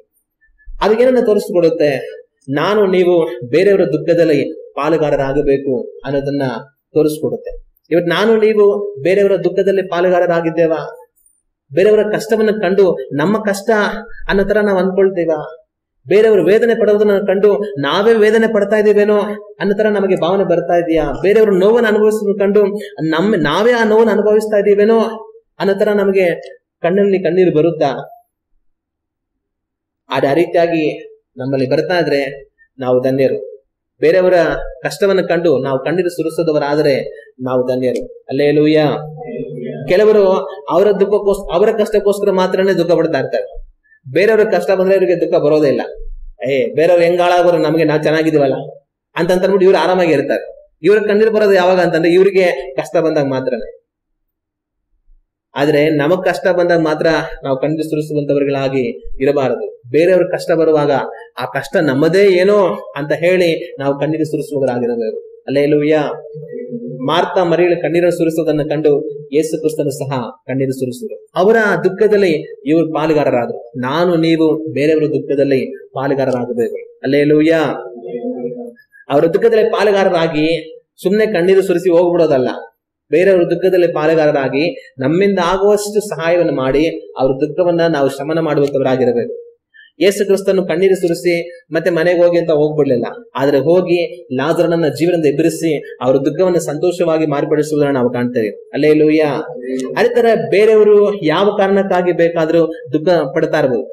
ಅನಾರೋಗ್ಯದಿಂದನೋ ಅಥವಾ ಹಣಕಾಸಿನ ಸಮಸ್ಯೆನೋ ಅಥವಾ ಬೇರೆ ಏನೇ ಕಾರಣಕ್ಕೆ ಬೇರೆಯವರು ದುಃಖ ಪಡ್ತಾ ಇರ್ಬೋದು. ಆದ್ರೆ ನಾನು ನೀವು ಏನ್ ಮಾಡ್ಬೇಕಂದ್ರೆ ಅವರ ದುಃಖದಲ್ಲಿ ಪಾಲುಗಾರರಾಗಿ ಅವರ ಸಮಾಧಾನಕ್ಕಾಗಿ ಪ್ರಾರ್ಥಿಸಬೇಕು. ಎರಡನೆಯದು, ನಮ್ಮಿಂದ ಆಗುವಷ್ಟು ಸಹಾಯವನ್ನು ಮಾಡಿ ಅವರ ದುಃಖವನ್ನು ಪರಿಹರಿಸೋದಕ್ಕೆ ನಾವು ಪ್ರಯತ್ನ ಮಾಡಬೇಕು. ಒಂದ್ ವೇಳೆ ಹಣಕಾಸಿನ ಸಮಸ್ಯೆ ಅವ್ರಿಗಿದೆ ಅಂತಂದ್ರೆ ದೇವ್ರು ನಮಗೆ ಏನ್ ಕೊಟ್ಟಿರ್ತಾರೋ ಅದ್ರ ನಮ್ಮಿಂದ ಆಗುವಷ್ಟು ಸಹಾಯ ಮಾಡಿ ನಿಮ್ ಕಷ್ಟ ತಿರ್ಲಿ, ಚೆನ್ನಾಗಿರಿ ಅಂತ ಸಹಾಯವನ್ನು ಮಾಡುವಂತವರಾಗಿರ್ಬೇಕು. ಒಂದು ವೇಳೆ ಅವ್ರಿಗೆ ಅನಾರೋಗ್ಯ ಅಂದ್ರೆ ನಮಗೇನಾರು ಒಂದ್ ಎರಡು ವೈದ್ಯ ಗೊತ್ತಿದ್ರೆ, ನಮಗೆ ಯಾರೋ ಒಂದು ಒಳ್ಳೆ ಡಾಕ್ಟರ್ ಗೊತ್ತಿದ್ರೆ ನಾವು ಇಂಥ ಜಾಗದಲ್ಲಿ ಹೋಗಿ ತೋರಿಸ್ಕೊಳ್ಳಿ, ದೇವ್ರು ನೀವು ಚೆನ್ನಾಗಿ ಮಾಡ್ಲಿ ಅಂತ ಸಹಾಯ ಮಾಡುವಂತವರಾಗಿರ್ಬೇಕು. ಒಂದ್ ವೇಳೆ ಬೇರೆಯವರು ಅವರನ್ನ ಚುಚ್ಚು ಮಾತಿನಿಂದ ಅವಮಾನ ಮಾಡಿ ನಿಂದಿಸಿ ಅವರನ್ನ ಬಾಧೆಪಡಿಸ್ತಾ ಇದ್ರೆ ನಾವು ದೇವರಲ್ಲಿ ಅವರಿಗೆ ಸಮಾಧಾನವಾದ ಮಾತುಗಳನ್ನು ಹೇಳಿ ಅವರನ್ನ ಬಲಪಡಿಸುವಂತವರಾಗಿರಬೇಕು. ಆಗ ಬೇರೆಯವ್ರ ದುಃಖವನ್ನ ನಮ್ಮ ದುಃಖ ಅಂತ ಹೇಳಿ ನಾವು ಪಾಲ್ಗೊಳ್ಳುವಂತವರಾಗಿರಬೇಕು. ಮತ್ತೆ ಆ ದುಃಖ ಕಣ್ಣೀರು ಸುರಿಸು ಅಂತ ಹೇಳಿ ಅವ್ರು ಕಣ್ಣೀರು ಸುರಿಸ್ತಾ ಇರುವಾಗ ನಾವು ಅವ್ರ ಜೊತೆ ಕಣ್ಣೀರು ಸುರಿಸಿ ಆ ಕಣ್ಣೀರನ್ನು ಇನ್ನೂ ಮುಂದುವರಿಸ್ತಾನೆ ಇರೋದಕ್ಕೆ ಅವಕಾಶ ಮಾಡದೆ ಕಣ್ಣೀರು ಸುರಿಸಿ ಆ ಕಣ್ಣೀರು ನಿಂತು ಹೋಗೋದಕ್ಕೆ ಏನ್ ಮಾಡಬಹುದು, ನಮ್ಮಿಂದ ಆಗುವಂತ ಅವೆಲ್ಲವನ್ನು ನಾವು ಮಾಡುವಂತವರಾಗಿ ಇರಬೇಕು. ಹಲ್ಲೆಲೂಯ. ಆದ್ರೆ ಇನ್ನೊಬ್ಬರು ದುಃಖ ಪಡುವಾಗ ಆ ದುಃಖವನ್ನು ನೋಡಿ ನಾವು ಕಣ್ಣೀರು ಸುರಿಸಬೇಕು. ಆದ್ರೆ ಮೊಸಳೆ ಕಣ್ಣೀರು ಸುರಿಸಬಾರ್ದು. ಒಂದ್ ಮಾತು ಹೇಳ್ತಾರೆ, ಇವನ್ ಕಣ್ಣೀರು ಮೊಸಳೆ ಕಣ್ಣೀರು ಅಂತ ಅನ್ಬಿಟ್ಟು. ಆಗ ಅದಕ್ಕೆ ಏನ್ ಅರ್ಥ ಅಂತಂದ್ರೆ, ಒಂದ್ ವೇಳೆ ಯಾರಿಗೋ ಏನೋ ತೊಂದರೆ ಆಗ್ಬಿಟ್ಟಿದೆ, ಎಲ್ರು ಬಂದು ಅಯ್ಯೋ ಪಾಪ ನಿಮ್ಗೆ ಹಿಂಗ ಆಗೋಯ್ತಲ್ಲ ಅಂತ ಬೇಜಾರು ಪಡ್ತಾ ಇರ್ತಾರೆ. ಆಗ ಇವ್ರು ಬರ್ತಾರೆ, ಅಯ್ಯೋ ನಿಮಗೆ ಹಿಂಗ ಆಗೋಯ್ತಲ್ಲ, ನನ್ ಕೇಳಿ ಮನಸ್ಸೇ ಹೊಡೆದೋಯ್ತು, ಅಯ್ಯೋ ಏನ್ ಮಾಡೋದು ನನಗೆ ಸಹಿಸ್ಕೊಳಕ್ಕೆ ಆಗ್ತಲ್ಲ ಅಂತ ಬಿದ್ದು ಕಣ್ಣೀರು ಸುರಿಸ್ತಾ ಇರ್ತಾರೆ. ಮೇಲ್ಗಡೆ ಬಿದ್ದು ಕಣ್ಣೀರು ಸುರಿಸ್ತಾ ಇರ್ತಾರೆ. ಒಳಗಡೆ ಅವ್ರಿಗೆ ಏನಿರುತ್ತೆ ಅಂತಂದ್ರೆ ಇವ್ರಿಗೆ ಹಿಂಗ ಆಗಿದೆ, ಚೆನ್ನಾಗಾಯ್ತು, ಇನ್ನಾ ಜಾಸ್ತಿ ಆಗ್ಬೇಕು, ಇವ್ರು ಇನ್ನಾ ಕೆಟ್ಟೋಗ್ಬೇಕು, ಇನ್ನಾ ಇವ್ರು ನಾಶನ ಆಗ್ಬೇಕು, ಅದನ್ನ ನೋಡಿ ನಾನು ಸಂತೋಷ ಪಡ್ಬೇಕಂತ ಮುಂದೆ ಬಂದು ಕಣ್ಣೀರು ಸುರಿಸ್ತಾ ಇರ್ತಾರೆ. ಅಯ್ಯೋ ನಿಮ್ಗೆ ಹಿಂಗ ಆಗೋಯ್ತಲ್ಲ, ಅಯ್ಯೋ ನಿಮ್ಗಂತವ್ರಿಗೆ ಹಿಂಗ ಆಗ್ಬಾರ್ದಾಗಿತ್ತು ಅಂತ ಅನ್ಬಿಟ್ಟು ಮನೆಗೆ ಹೋಗ್ಬಿಟ್ಟು ಇನ್ನೂ ಜಾಸ್ತಿ ಆಗ್ಲಿ ಅವ್ರಿಗೆ ಅಂತ ಮನಸ್ಸಲ್ಲಿ ಅನ್ಕೊಳ್ತಾ ಇರ್ತಾರೆ. ಇದು ಮೊಸಳೆ ಕಣ್ಣೀರನ್ನ ಸುರಿಸುವಂತವ್ರು, ಕಪಟವಾದ ಕಣ್ಣೀರನ್ನ ಸುರಿಸುವಂತವ್ರು. ನಾನು ನೀವು ಯಾವತ್ತೂ ಕಪಟವಾದ ಕಣ್ಣೀರನ್ನ ಸುರಿಸಬಾರದು. ಅದು ಶಾಪ. ಮನುಷ್ಯರಿಗೆ ಅರ್ಥ ಆಗಿರೋ ಹೋಗ್ಬೋದು. ನಾವು ಅವ್ರು ನೋಡಿ ಅಯ್ಯೋ ಪಾಪ ನನಗಿಂತ ಜಾಸ್ತಿ ಇವರಿಗೆ ದುಃಖ ಬಂದಂಗಿದೆಯಲ್ಲ, ನಾನೇ ಅಳ್ತಾ ಇಲ್ಲ, ಇವ್ರು ಇಷ್ಟೊಂದು ಅಳ್ತಾ ಇದ್ದಾರೆ, ಅಯ್ಯೋ ಎಷ್ಟು ಒಳ್ಳೆಯವರು ಅಂತ ನಾವು ಒಂದ್ ವೇಳೆ ಯಾಮಾರೇ ಹೋಗ್ಬಿಡ್ಬೋದು. ಆದ್ರೆ ದೇವರು ಯಾಮಾರೋದಿಲ್ಲ. ಅವ್ರು ಮಾಡ್ತಾ ಇರೋದು ಕಪಟ, ಅವ್ರು ಮಾಡ್ತಾ ಇರೋದು ಮೋಸ, ಅವ್ರು ಮಾಡ್ತಾ ಇರೋದು ಅನ್ಯಾಯ. ಒಳಗಡೆ ಹಾಳಾಗಿ ಹೋಗ್ಲಿ ಅಂತ ಅಂದ್ಕೊಂಡು ಮೇಲ್ಗಡೆ ಮಾತ್ರ ಅವ್ರನ್ನ ಮೆಚ್ಚಿಸೋದಕ್ಕೆ ಕಣ್ಣೀರು ಸುರಿಸ್ತಾ ಇದ್ದಾರೆ ಅನ್ನೋದು ದೇವರಿಗೆ ಚೆನ್ನಾಗಿ ಗೊತ್ತಿರುತ್ತೆ. ದೇವರು ಅವರಿಗೆ ಸರಿಯಾಗಿ ಪಾಠ ಕಲಿಸ್ತಾರೆ. ಆಗ ಕಪಟದ ಕಣ್ಣೀರನ್ನ ಸುರಿಸುವಂತ ಅನೇಕರನ್ನ ನಾವು ನೋಡ್ಬೇಕು. ಆದ್ರೆ ನಾನು ನೀವು ಯಾವತ್ತೂ ಸಹ ಆ ರೀತಿ ಇರಬಾರದು. ನಾವು ದುಃಖ ಪಡಬೇಕು, ಇನ್ನೊಬ್ಬರ ದುಃಖವನ್ನು ನೋಡಿ ದುಃಖ ಪಡಬೇಕು. ಆ ದುಃಖ ನಿಜವಾದದಾಗಿರ್ಬೋದು. ಹಲ್ಲೆಲೂಯ. ಈ ರೀತಿ ಇವ್ರಿಗೆ ಆಯ್ತಲ್ಲ ದೇವರೇ, ಈ ತರ ಆಗಬಾರ್ದಾಗಿತ್ತು, ಈ ಕಷ್ಟಕ್ಕೆ ಒಳಗಾಗಬಾರ್ದಾಗಿತ್ತು ಸ್ವಾಮಿ, ಯಾಕಪ್ಪ ಇದು ನೀನು ಅವಕಾಶ ಮಾಡಿಕೊಟ್ಟೆ ಅಂತ ನಿಜವಾಗ್ಲೂ ನಾವು ಕಣ್ಣೀರು ಸುರಿಸುವಂತವರಾಗಿರ್ಬೇಕು. ಆದ್ರೆ ಒಳಗಡೆ ಒಂಥರ ಅನ್ಕೊಂಡು ಮೇಲ್ಗಡೆ ನಾಟಕ ಮಾಡೋದಕ್ಕೆ ಕಣ್ಣೀರು ಸುರಿಸಬಾರದು. ಅದು ದೇವರಿಗೆ ಸ್ವಲ್ಪ ಕೂಡ ಇಷ್ಟ ಆಗೋದಿಲ್ಲ. ಯೇಸು ಕ್ರಿಸ್ತನು ನಿಜವಾಗಲೂ ಕಣ್ಣೀರು ಸುರಿಸಿದ್ರು. ಬೇರೆಯವರ ದುಃಖದಲ್ಲಿ ಅವರು ನಿಜವಾಗಲೂ ಕಣ್ಣೀರು ಸುರಿಸಿದ್ರು. ನಾನು ನೀವು ಬೇರೆಯವರ ದುಃಖಕ್ಕೆ ನಿಜವಾಗಲೂ ಕಣ್ಣೀರು ಸುರಿಸಬೇಕು. ನಾವದಕ್ಕೆ ಸ್ಪಂದಿಸಿ ನಮ್ಮಿಂದ ಆಗೋ ಸಹಾಯವನ್ನು ಮಾಡಬೇಕು. ಆ ರೀತಿಯಾಗಿ ದುಃಖ ಪಡುವಂತವರು ಧನ್ಯರು, ಅವರು ಸಮಾಧಾನ ಹೊಂದ್ತಾರೆ. ಬೇರೆಯವರಿಗೆ ಕಷ್ಟ ಬಂದಾಗ ನಿಜವಾಗ್ಲೂ ನಾವು ದುಃಖಪಟ್ಟು ಕಣ್ಣೀರು ಸುರಿಸಿ ಅವರಿಗೆ ಒಳ್ಳೆದನ್ನ ಬಯಸಿ ನಮ್ಮಿಂದ ಆಗುವಂತ ಒಳ್ಳೆದನ್ನ ಮಾಡಿದ್ರೆ ನಾವು ದುಃಖ ಪಡುವಾಗ ದೇವರು ನಮಗೆ ಸಹಾಯ ಮಾಡ್ತಾರೆ. ಹಲ್ಲೆಲೂಯಾ. ಬೇರೆಯವರ ಕಣ್ಣೀರನ್ನ ನಾವು ಒರೆಸಿದ್ರೆ ದೇವರು ನಮ್ಮ ಕಣ್ಣೀರನ್ನ ಒರೆಸ್ತಾರೆ. ಹಲ್ಲೆಲೂಯಾ. ಅರೆ ಕಪಟತನವನ್ನ ಮಾಡಿದ್ರೆ ನಮ್ಮ ದುಃಖವನ್ನ ಪರಿಹರಿಸೋದಕ್ಕೆ ಮನುಷ್ಯರು ಇರುವುದಿಲ್ಲ, ದೇವರು ಕೂಡ ಇರುವುದಿಲ್ಲ. ನಾವೆಲ್ಲ ಎದ್ದು ನಿಂತು ಕಣ್ಣುಗಳನ್ನು ಮುಚ್ಚಿ ನಮ್ಮ ಕರ್ತನಾದ ದೇವರನ್ನು ನೋಡಿ ನಾವು ಪ್ರಾರ್ಥನೆ ಮಾಡೋಣ.